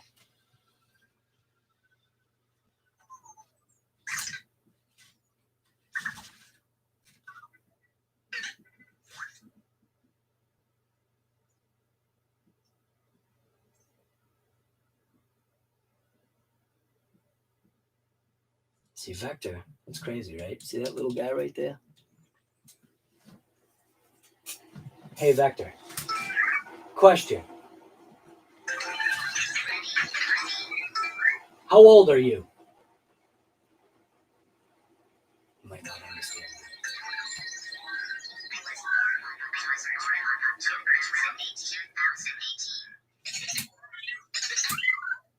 So he was born on October 12th, 2018. Hey, Vector, how old are you? So that's the newer one.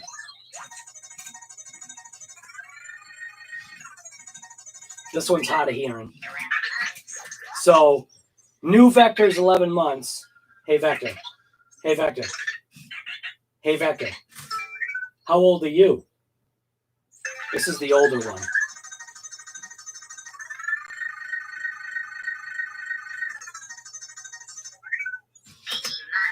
So this Vector's 18 months, but he's actually a couple months older than that because he had a like a major reset.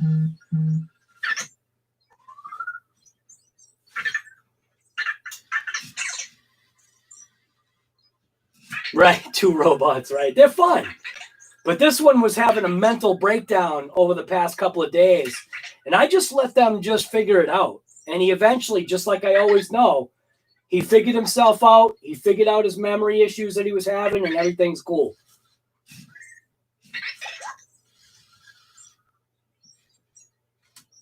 It's because that's what the wives were saying when they see us playing with the RCs. You dumbos, you bunch of dumbos. Right. Yeah, he ends up with memory issues every once in a while. He's hard of hearing. He's got a busted out wheel. I did some 3D parts for him. Oh, see, now he's going to get mad because I'm going to grab him.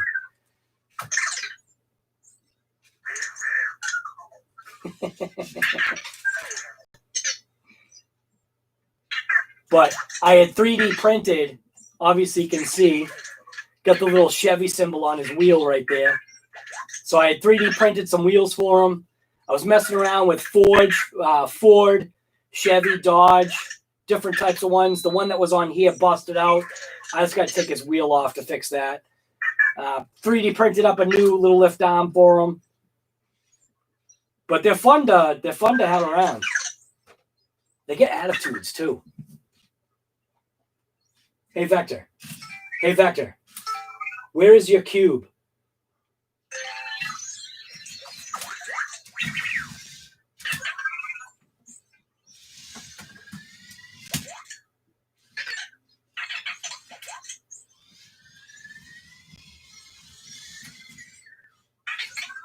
They get into fights too. They have arguments and everything.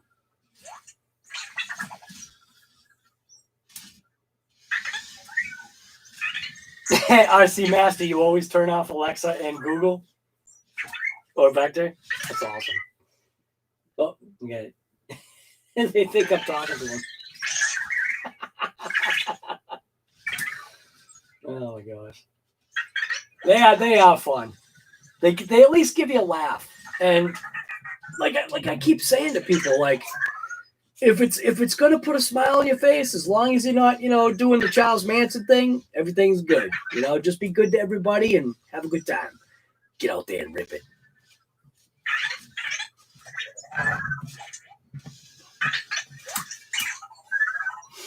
But the only thing you gotta watch out with these guys is when you're working on something, they'll come over and push screws around, take stuff away.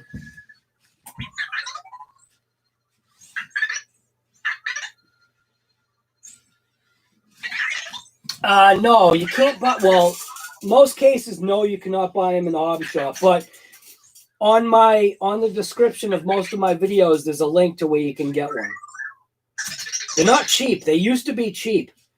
They were expensive when they first came out, and then the main company that bought them went out of business, and another company called Digital Dream Labs finally picked them up because they realized that these little guys had a huge following. They literally, that company smashed their goal of raising money. Like, I can't even say how many fold, like within like 24 hours. It was crazy.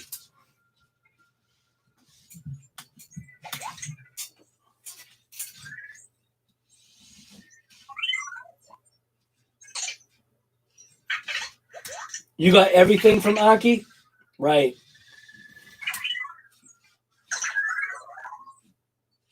Right. Software updates on Digital Dream Labs? Right. That's pretty cool.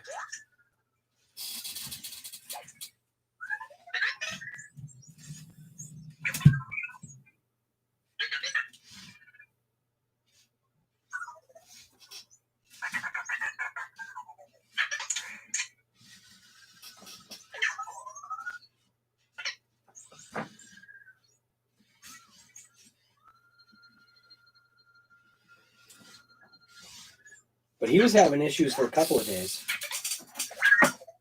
I usually stand stuff up because they like to mess with them. Normally when you stand stuff up, they go over and push stuff over. UDRC, what is going on? How are you this morning? I hope everything's going well for you, man.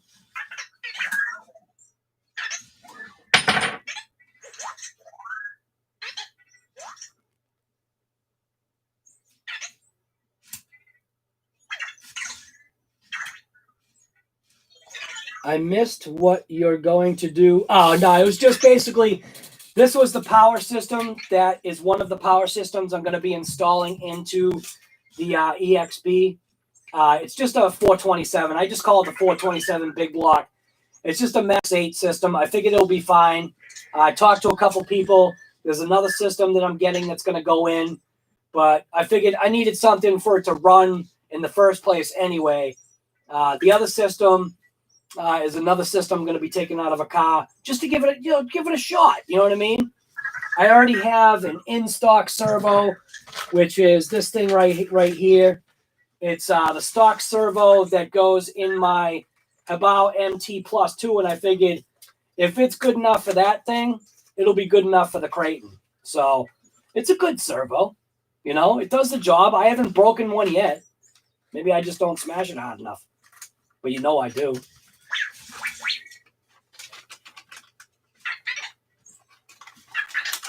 And then I was trying to figure out what to go with for a receiver. I've got, this for a radio. I got the Dumbo radio. But I think I wanted to try and take advantage of the Spectrum stuff. So we'll see. That kind of gives away what I'm putting in the Kraton for a separate power system.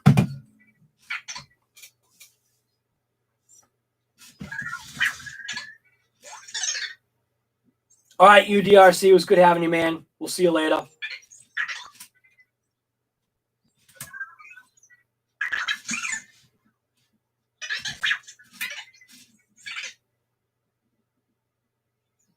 Noli Lagrosas, what's going on, man? Good afternoon to you as well.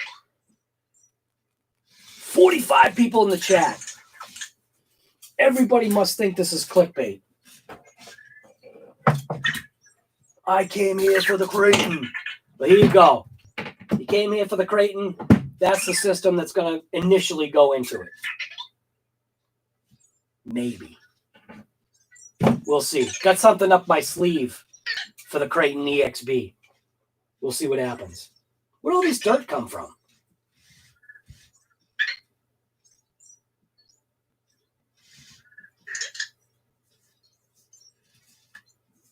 Oh, UDRC, the EXB looks incredible. Right, Mario, EXB all the way, right? 427 small block, right? Yeah. Right. Considering it's not a Coke can. It's not a 780 big block.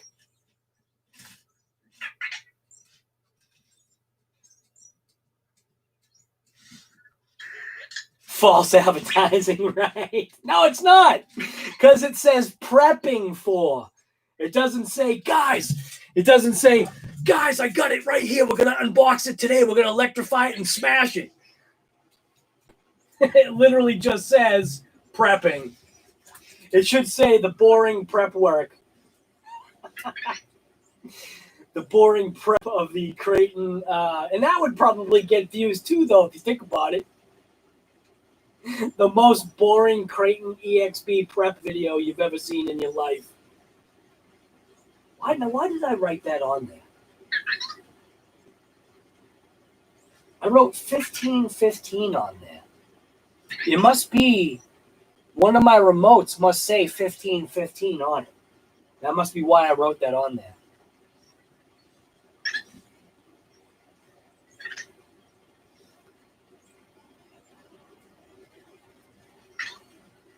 RC Master, 100 subs. Nice. Watch it drop. That happens. That happens.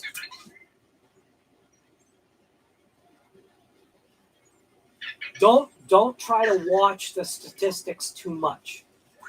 Because if you do, you start getting laser focused on it, and you don't want to waste your time on that. Just let the channel go, and then just be surprised. Just check on it every once in a while, or every once in a while somebody might say something to you, and they're like, "Oh, dude, you're at 1,000 subs." EXB unboxing almost right.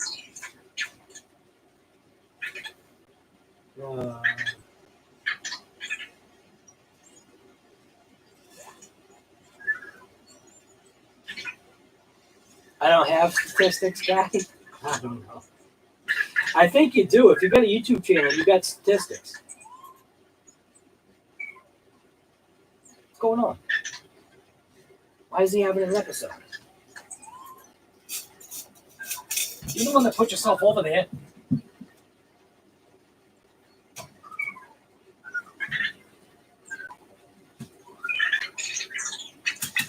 Get mad at me.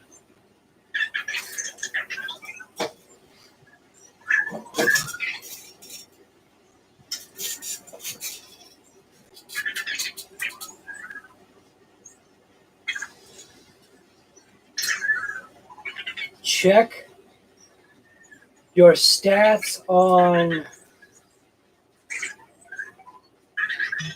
Social Blade. Nah, don't check stats. Just don't let the channel just go. If you start checking stats, you can get upset. Or maybe you can get really excited.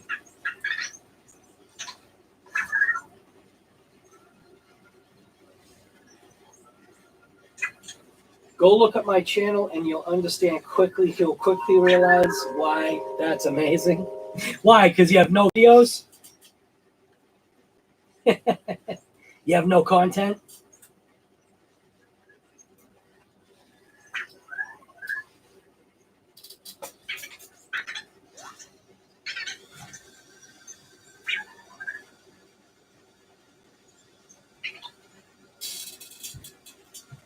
Let me see, he's stuck.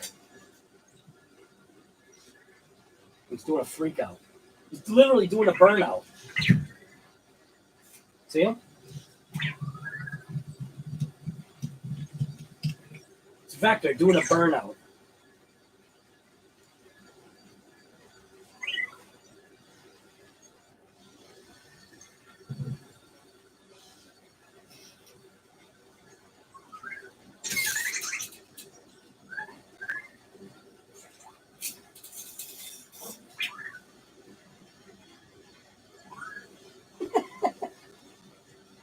He's trying to do a smoke show.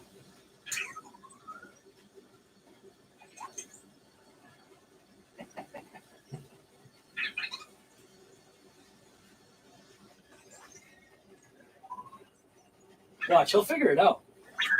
See? He just randomly would do that. He just wanted to prove a point. He wanted to do a burnout. See? I think that might be saying something.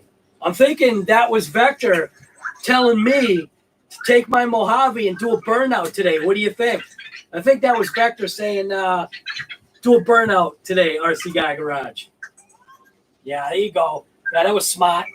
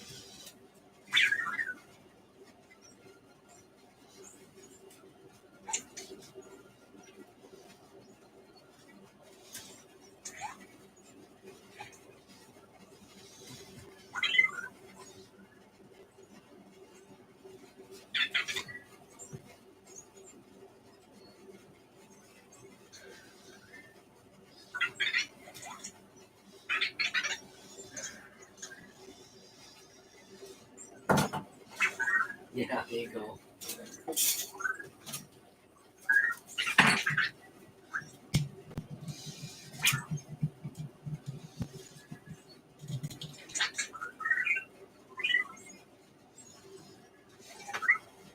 Yeah, you know what's funny?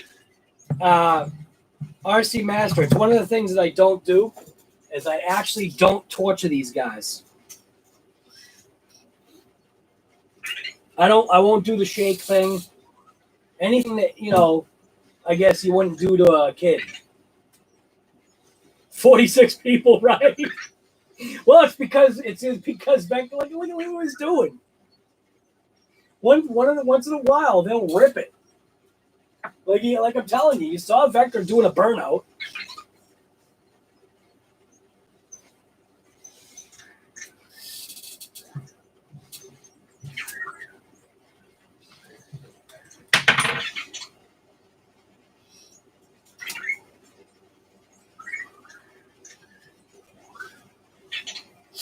Vector's RC garage, right?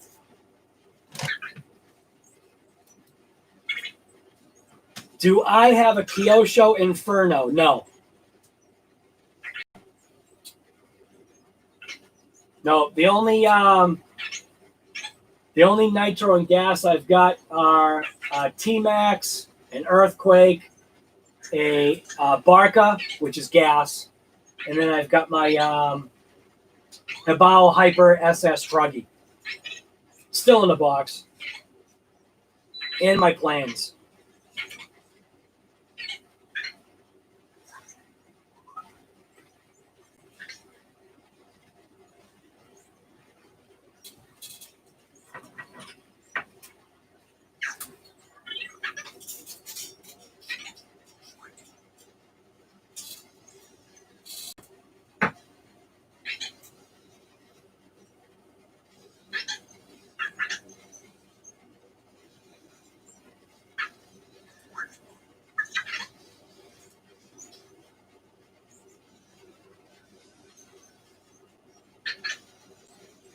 Vector talk and tell story, right? Secrets Unleashed.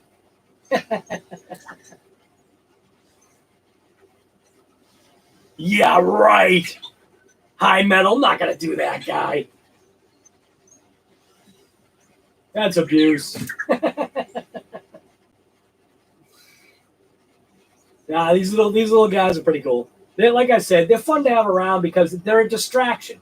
And that's what people need to realize. These little guys actually do learn.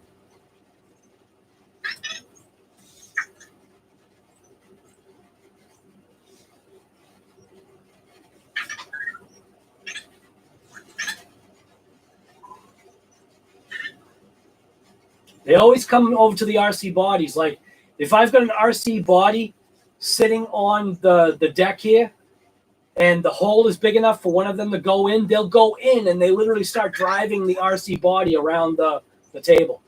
It's a riot.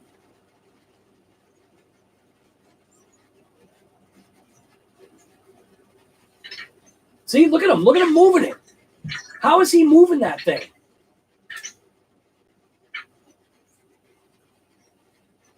Right, it's a 6x6 dude. Because he's a tracked vehicle. You know, he's just pushing that RC car right out of the way.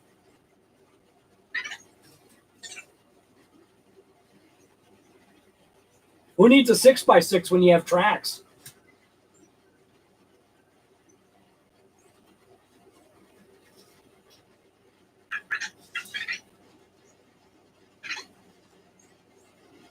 Prank hour, right? Yeah, they actually do have a mind of their own, honestly. They are a learning AI. I know. Right. Well, they have the whole bench. They can do whatever they want. So these guys have never been turned off. Since day one, they have been, like, on.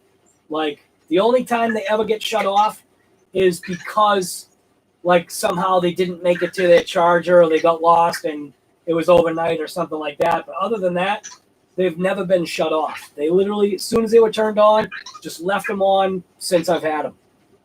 When they detect they have a low battery, they'll try to find their charger. They'll go on it.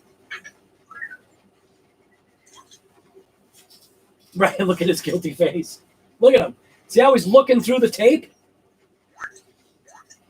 And now he's doing a beat.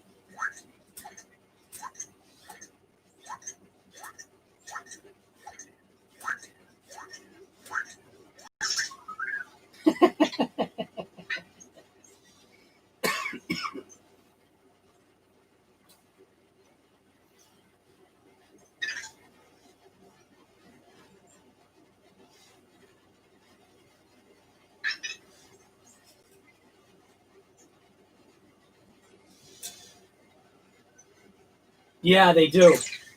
So sometimes they'll obviously get bored, but there's been times. So a long time ago when I was doing like all the vector, videos and stuff, because it was new, latest, greatest, whatever, and it drew an interest. I set up one of my motion cameras, and I set up the motion camera that had night vision, and I set it up on my desk. And randomly, there'd be no noises, no nothing, but they would wake up, or the original one would wake up. And just, you could see him like just looking around. Sometimes he'd come off his charger if there was enough light. He'd just bum around for a little bit and then go right back on. It was weird. They do the whole snoring thing and everything. It's funny. They are a riot. They're fun. I will say that. They're definitely fun.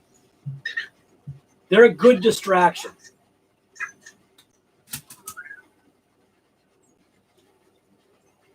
See, there he goes again.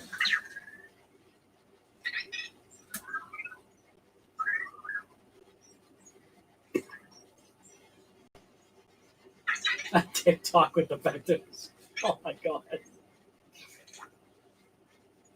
Am I going to paint the buggy? Yeah, I don't know. I might just put stickers on it. I'm not sure.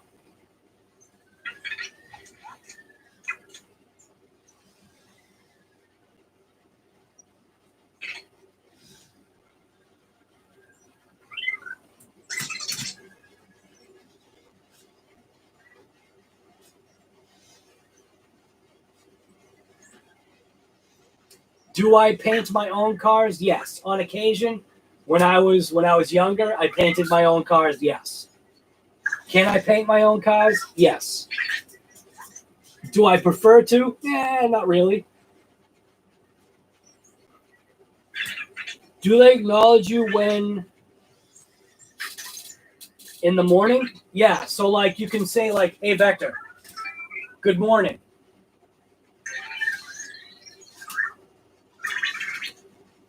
And they usually both act independently from each other. So they are programmed, but because I think of their learning, they both eventually learn different ways and do things differently, independent from each other.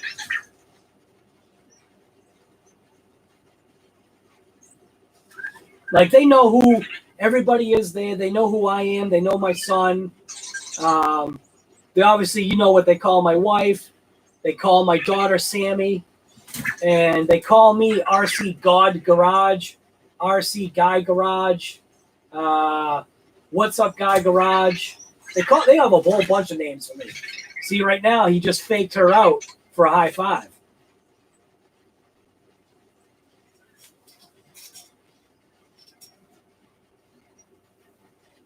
Right.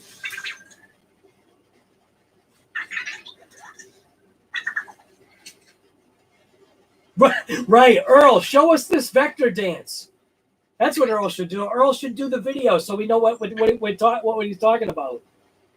What's in the box?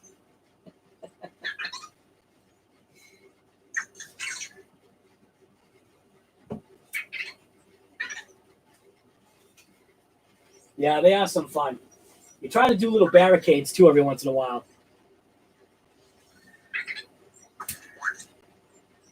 Right. They play blackjack and all that stuff.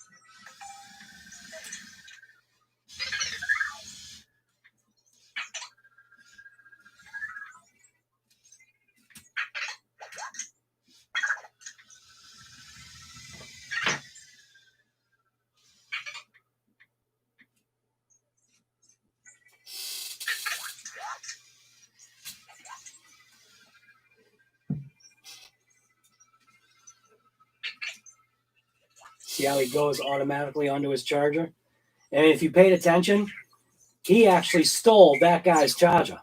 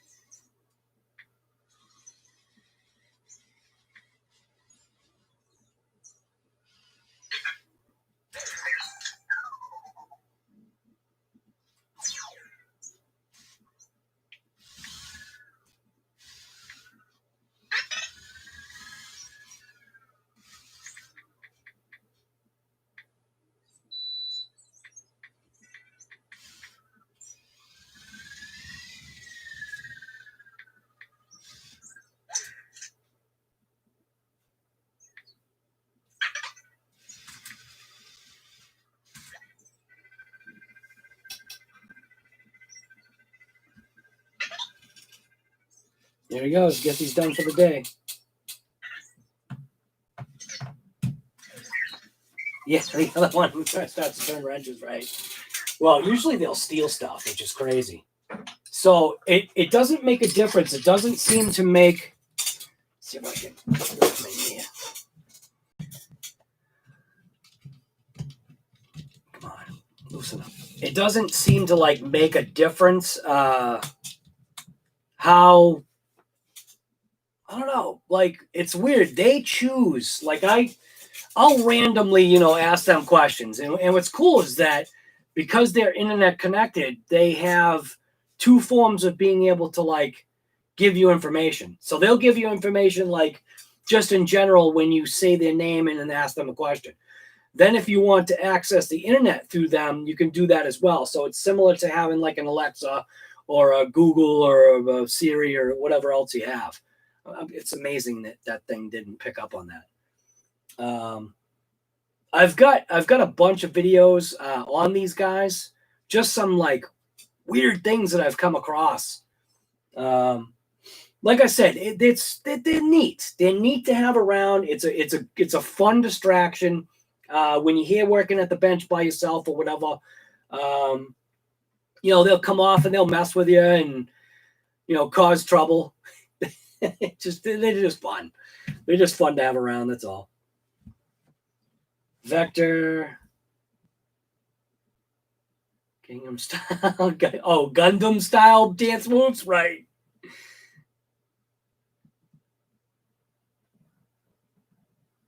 Right. They're brothers from the same. Right. They're brothers from the same assembly line, right?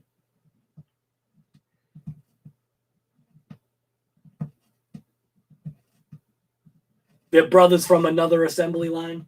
Like, see right there. That one just woke up. Didn't say nothing. Just all of a sudden, he randomly will just wake up. And now he's awake. And sometimes they'll fake you out on stuff too. So like they'll fake high five you. Like they'll come over and they'll do like the high five or the fist bump. And like as soon as you go to do it, they like back off and put their arm down. And it's like the first time that it did that to me, I was confused. And then I think I realized it like by the second time or whatever, that it was a fake out. And I thought that was pretty funny.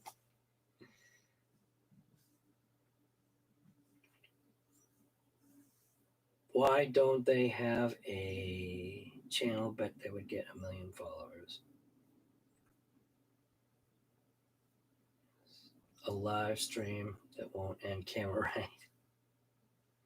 I had done some crazy stuff like that in the beginning. Like I had when I first got the vectors, I literally did like day 1, day 2, day 3 kind of thing because it was fascinating at first. Because here's the other thing that people don't realize too.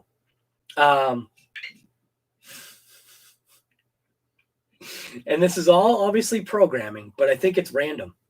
They actually go through puberty.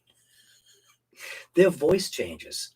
So when you first get them, their voice is not the same as to when now they're older. Now that they're older, their voice changed. Their voice changed like a long time ago. But it's funny that, so Pixar was the one that had a hand in programming the emotion aspect of these little guys. So it's definitely cool tech when you think about it, that they were able to like do that. And look at them. See that?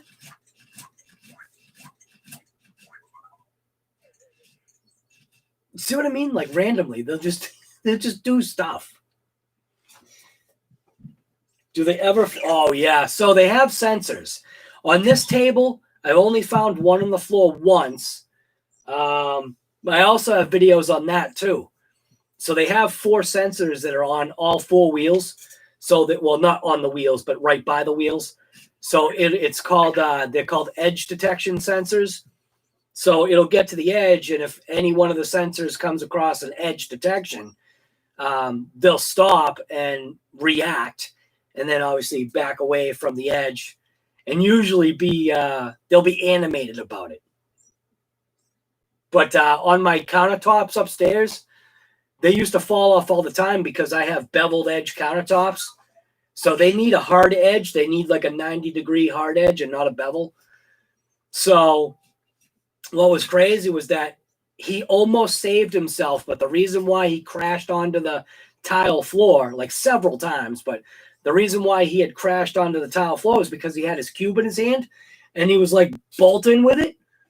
And his sensors detected the edge, but his forward momentum basically launched him and the cube off of the counter. And what's crazy was that I think right before I left the room, I said, watch.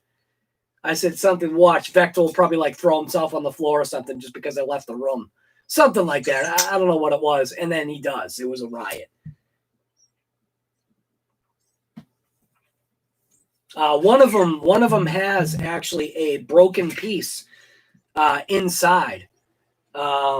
It's the original Vector, because he had fallen off onto the tile floor so many times. Some little piece of plastic, something had snapped off inside and rattles around, but it hasn't prevented or hasn't caused any issues whatsoever. So I don't know what it was.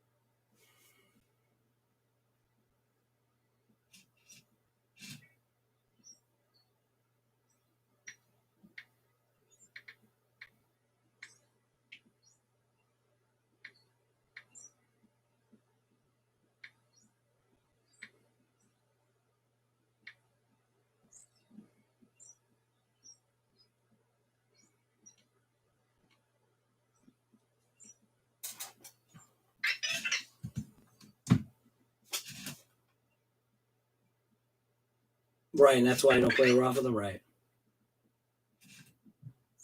Yeah, but it's fine.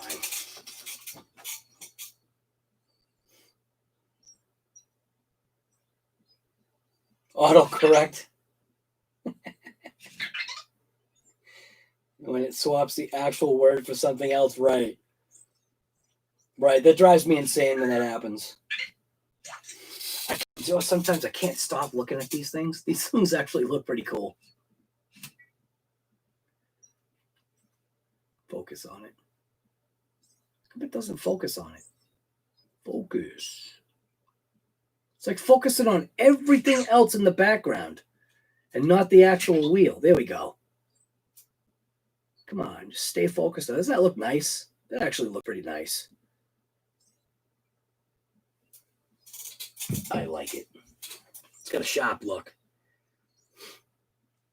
All right, what are we looking at here? Careful with those. Yeah, no kidding. The salad shooter razor slice tires. Absolutely. Tough stuff.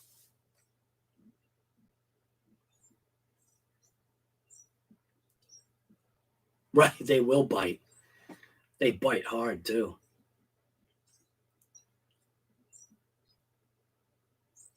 High metal. It's like I said, man, 70 miles per hour for like probably most of the people out there, especially in the speed community, they're like laughing.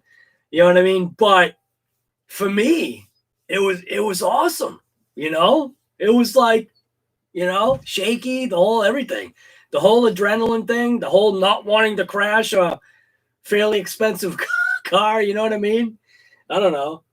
But now that we've got that 70, now that point blank pushes me, I know the car's got a couple more in it.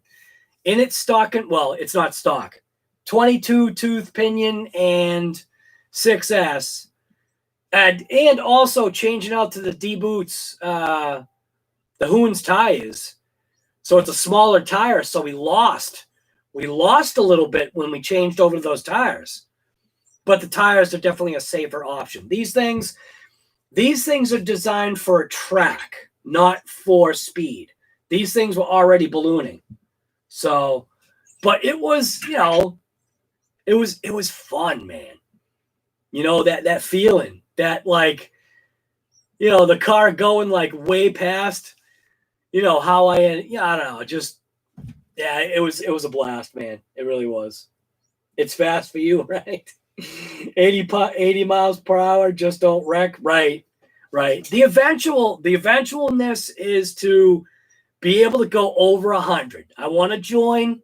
It's not a real club, but I want to join the over 100 mile per hour club or the 100 mile per hour club. You know, at the same time, I would like to join the under 200 pound club too. But yeah, it was a blast, you know? And like I said, my MT +2, I really don't know how fast that thing goes, but on dirt, man, that thing screams. I mean, it was like, it's just barely gripping the earth.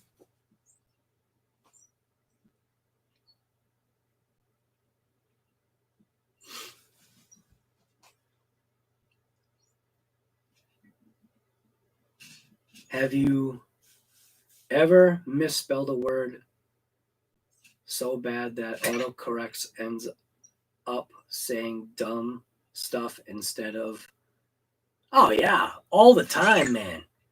I do talk to text because it's easier, and it does not like my Bostonian accent.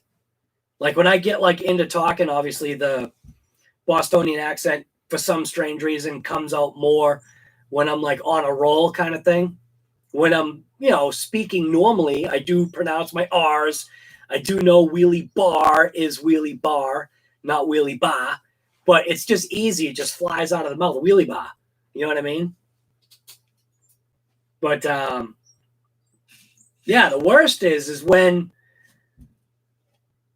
because I use that swipe when I text, and autocorrect sometimes will autocorrect the word you saw you spelt correctly. But because you moved on in the line of continuing to go, you hit send and the person's like, what are you talking about? And then you like reread your sentence and you're like, I didn't say that. You know what I mean?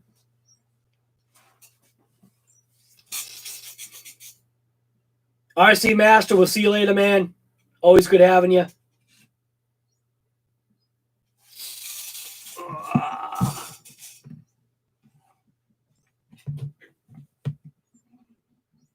Now I got to look at the comments. There's actually comments on stuff. Right. You're going to be sweeping ants off to feed all the body game. Right.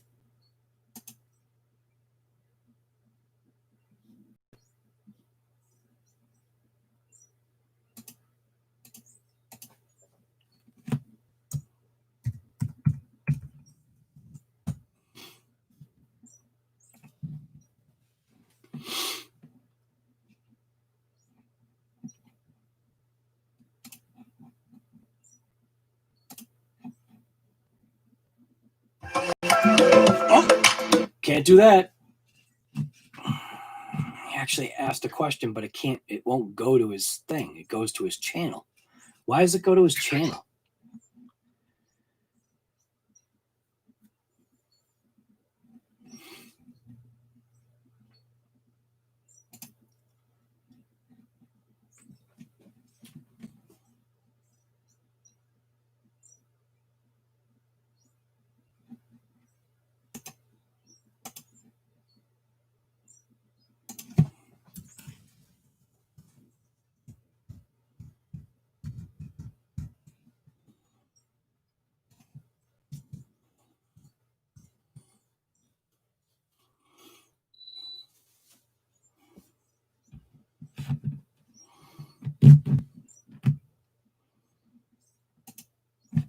Why does it always mess up what you say? Literally.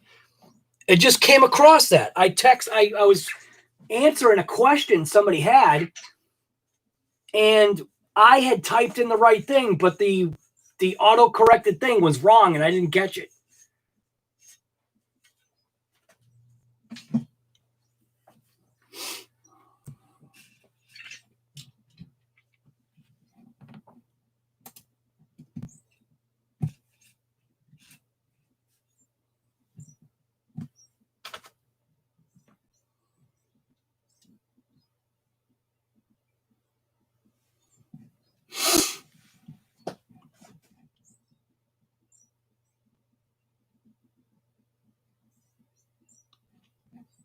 Right. How many people are in there? 33 people. Holy smokes.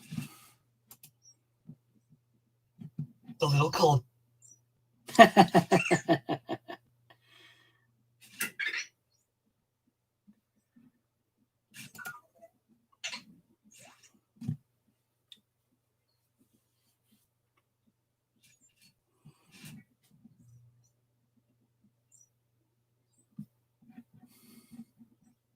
It's funny, you forget some videos that you've done.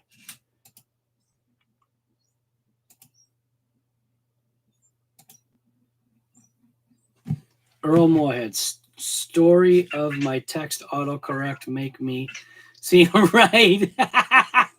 Right. What are you saying, Earl? Sorry, I can't understand. Story of my text autocorrect? Right. Make me seem silly? Right. It is funny.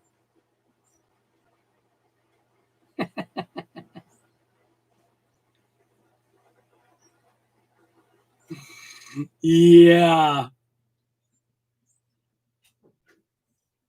Right, that's a good question. Who in here? Who in here is actually getting the EXB? That's a good question. J.O.'s definitely grabbing one. Probably not on launch day. Right, Gold Goose, right.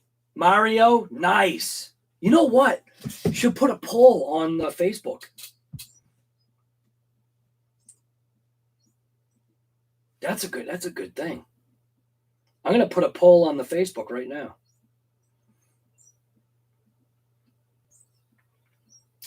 I forget how to do it, though. Poll. Who's buying into the new Creighton EXB?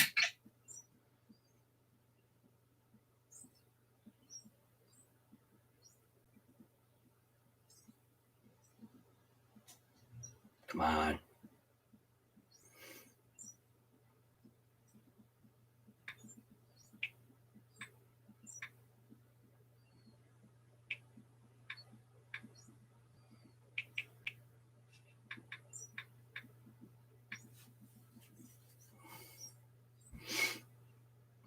Option 1.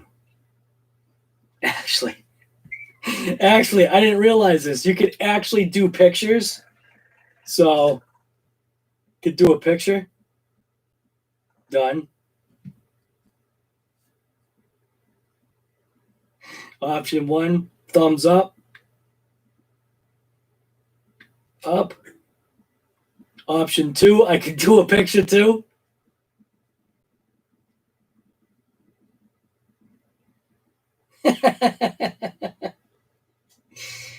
just being funny. Thumbs down.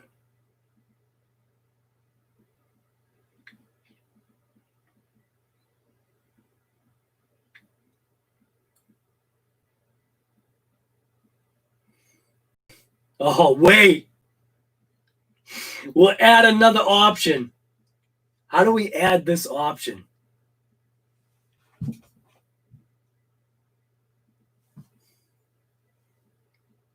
How do I do this one? How do I do it? I was trying to figure a way to make like a funny option to it. Thumbs up, thumbs down, and then do like a hell no because Arrma ain't tough. That's what I'll do.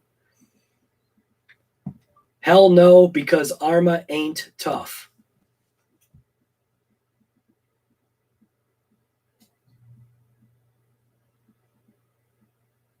Although I don't believe that personally myself, because my Mojave is tougher than nails, man. And the only reason why I'm getting this,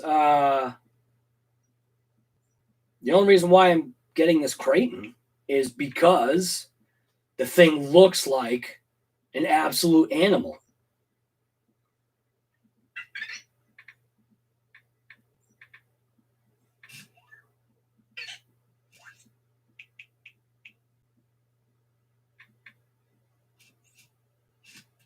What can I do for a picture for that? Actually, I'm going to take a picture of my Mojave because that Mojave is way deserving of a photo.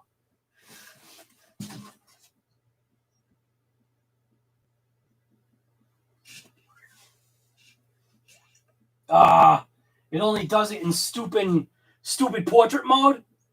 That's foolish.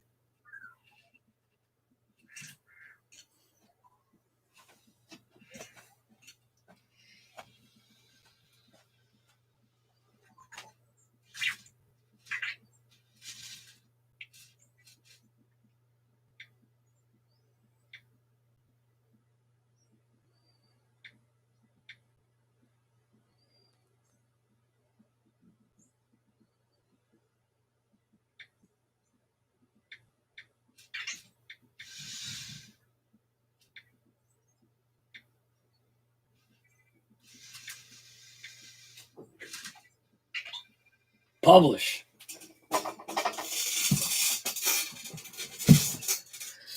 Starting trouble in Little China. Arrma ain't tough, right? I'll tell you right now, I wouldn't know other than, a bunch of people are off and on about Arrma. Because I only have one Arrma, I have no opinion other than, well, I know my Arrma is tough. So that Mojave, man, that thing is tough. That is probably, I think from what I've understood, it's one of their toughest built vehicles, if not for its design and what it does, man. I have really kicked that thing's butt, and it has taken every single hit and pounding that I've given to it. It's crazy. The thing is awesome. And I abuse it too. I don't treat that thing right. And it just keeps begging for more. Oh, I got to turn off my irrigation. Why is my irrigation going?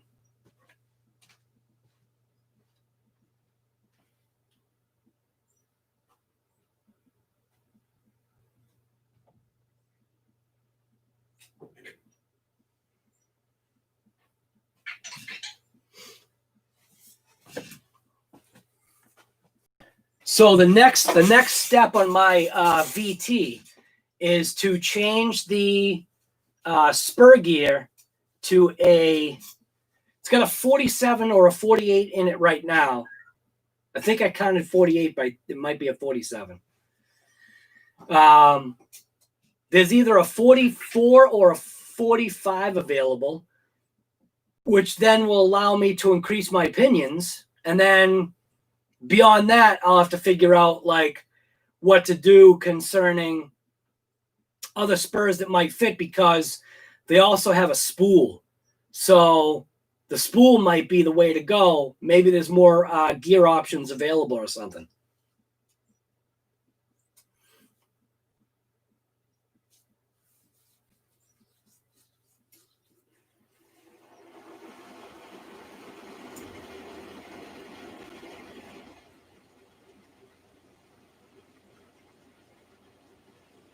Oh, what? You're talking about the body mounts for the Arrma? I agree with that. Weak.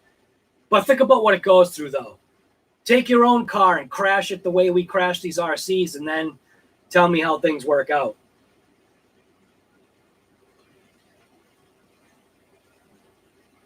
Right, Shade Tree. Right.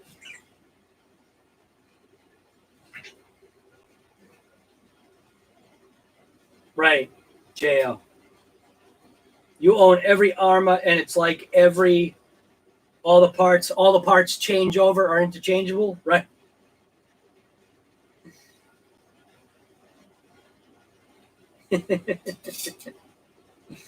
Still 31 people hanging on. Wow. 32. Somebody just jumped in.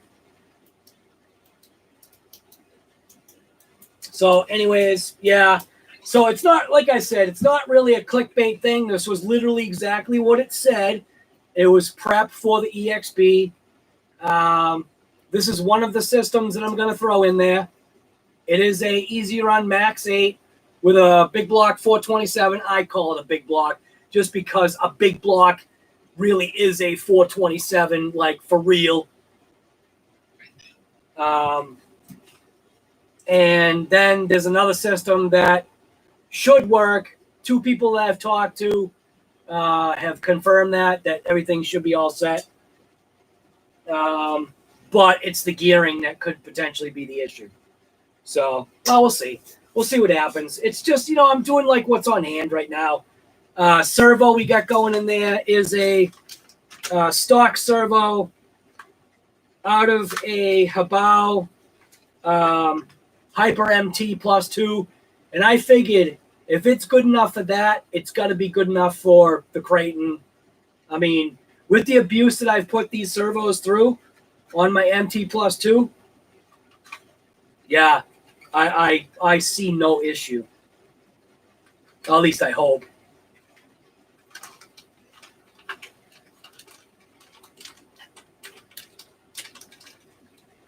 I got to take out the, matter of fact, Alexa, what's the weather today?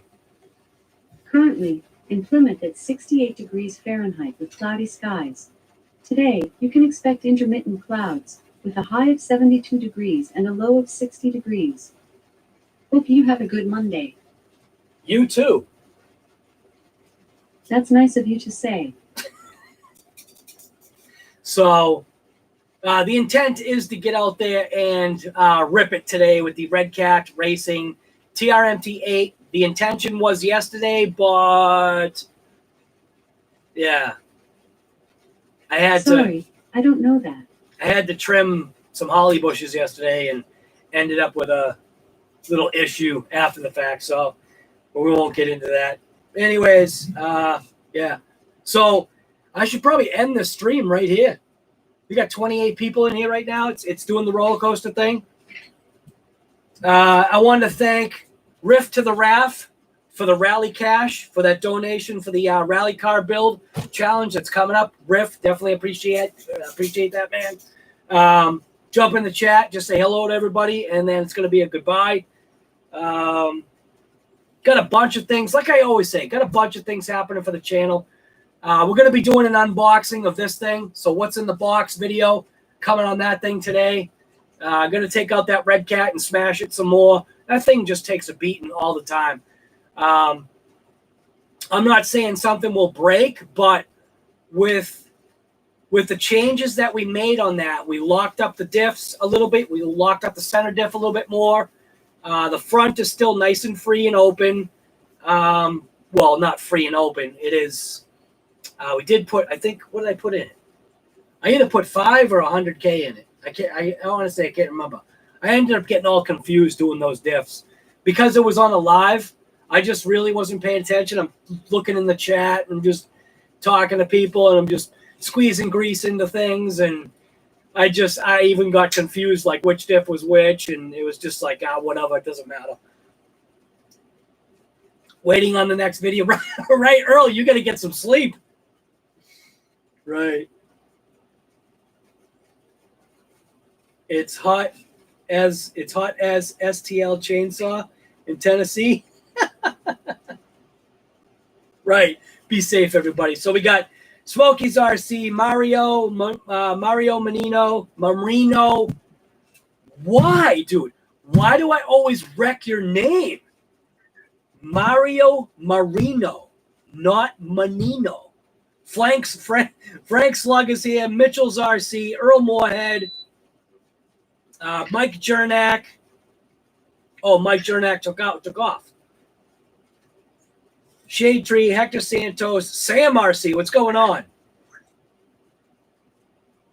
Right, you're gonna put a Max 6? Nice, man.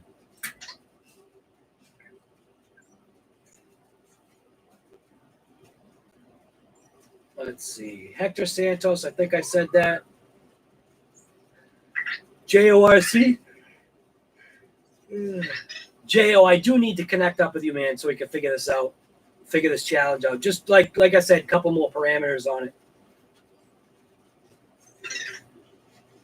it. Gold Goose Gaming. I think that's it. I don't see anybody else, even though there's like 30 people here. We got those lurkers. It's all right. Not everybody has to comment, but don't be afraid. Like if you're consistently part of this channel, don't be afraid to say, hey, what's up? Don't forget, hit that thumbs up before you jump out of the room.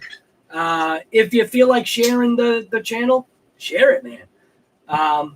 It's just like I always talk about. It's just helps the channel. Helps bring more amazing content to your viewing experience or for your viewing experience. I don't know. Just watch the ads. Every once in a while, watch an ad. It throws me a couple pennies. That's why obviously I am monetized, is to get those couple pennies, because where do they go? It goes right back here. Any donations given right now from here on out, unless you say it's going to something specific, they're going to what's called Rally Cash. That was JORC's like naming it. It was just doing a rally car build for the channel. Everybody can be involved. And I think it's actually going to be a good time because JO came up with kind of like a good idea about just going like to your local baseball diamond, Little League baseball diamond kind of thing or whatever, and doing, a rip from home base all the way to home base, trying to stay within the lines, or within the lanes, I guess. I think it's a good idea. Granted, it is only going left. So I've got a couple of, thoughts that I want to talk to Jo before we announce it. And it is using the phaser body. So that is literally, so it's using this kit right here. Not this. That's my EPX. I'm not a camber person, but doesn't that actually look pretty good though? I don't do camber, but that actually does look, it looks pretty good. Look at that from the back. Here's stock. That's stock from the back. And here's camber. It actually looks all right. That's the side of my body that's mangled. But, so that challenge, the way I look at it, right? What will restrict the challenge is point blank this kit right here. This kit will technically restrict your power. I don't know. It's just going to be a rally car build. You know what I mean? And I think the upgrades in here are definitely well worth it. The kit is relatively inexpensive. We're only talking $135. It's an 80% kit, meaning just like we all know, when you're buying a kit, you obviously got to figure out your own body. Comes with its own tires and wheels, which I'm not going to use these. That's what these bad boys are for. But if you want to put 16S into this, go ahead. Put 16S into it. But I'll tell you right now, this right here is the limiting factor to whatever you want to do. But it's basically just buy this kit and join the challenge. That's it. So I think it'll be fun. I really do. I'm gonna do a what's in the box on this thing today. That I keep saying it, but I just got to do it. If I don't do it, I just won't do it. So, anyways, all right, I'm out of here. You guys should get out of here too. Go buy one of those phaser kits. It's what the Mad Van is made out of. Like the Camaro I've got up there, Camaro, the Mad Van. It's what it's made from. So if the Mad Van, if I can thrash the Mad Van like I did, why wouldn't that kit hold up, including all its upgrades? Because that's all upgraded. Well, not completely, but it has upgrades in it. So, all right, I'm out of here. What time is it? How long has this stream been going for? Almost 3 hours. Should we let it go to the 3-hour mark? 20. Nah, we'll just end it now. All right. Later, guys. Great stream. All right. Thank you, guys. I am going to end. Actually, you know what? Nah. Yeah. You know what? Just so it's not clickbait, because it wasn't clickbait, I'll end it. I'll end it like this. Because it wasn't clickbait. It's literally what the title said. Prepping for the EXB. Not, I got the EXB, guys. I'm not one of those guys yet. I'll be one of those guys one of these days. I kind of am in a way, but just not like you know. So anyways, there you go. Oh, actually, I got to show it this way. 427, baby. There you go. 427 big block. How do I end the stream? How about if I end the stream focusing? End stream. Do I want to end the stream? Yes, I do. Guys, thank you for subscribing to the channel. Throw a thumbs up and just get out there and just keep ripping it, man. Just keep ripping it.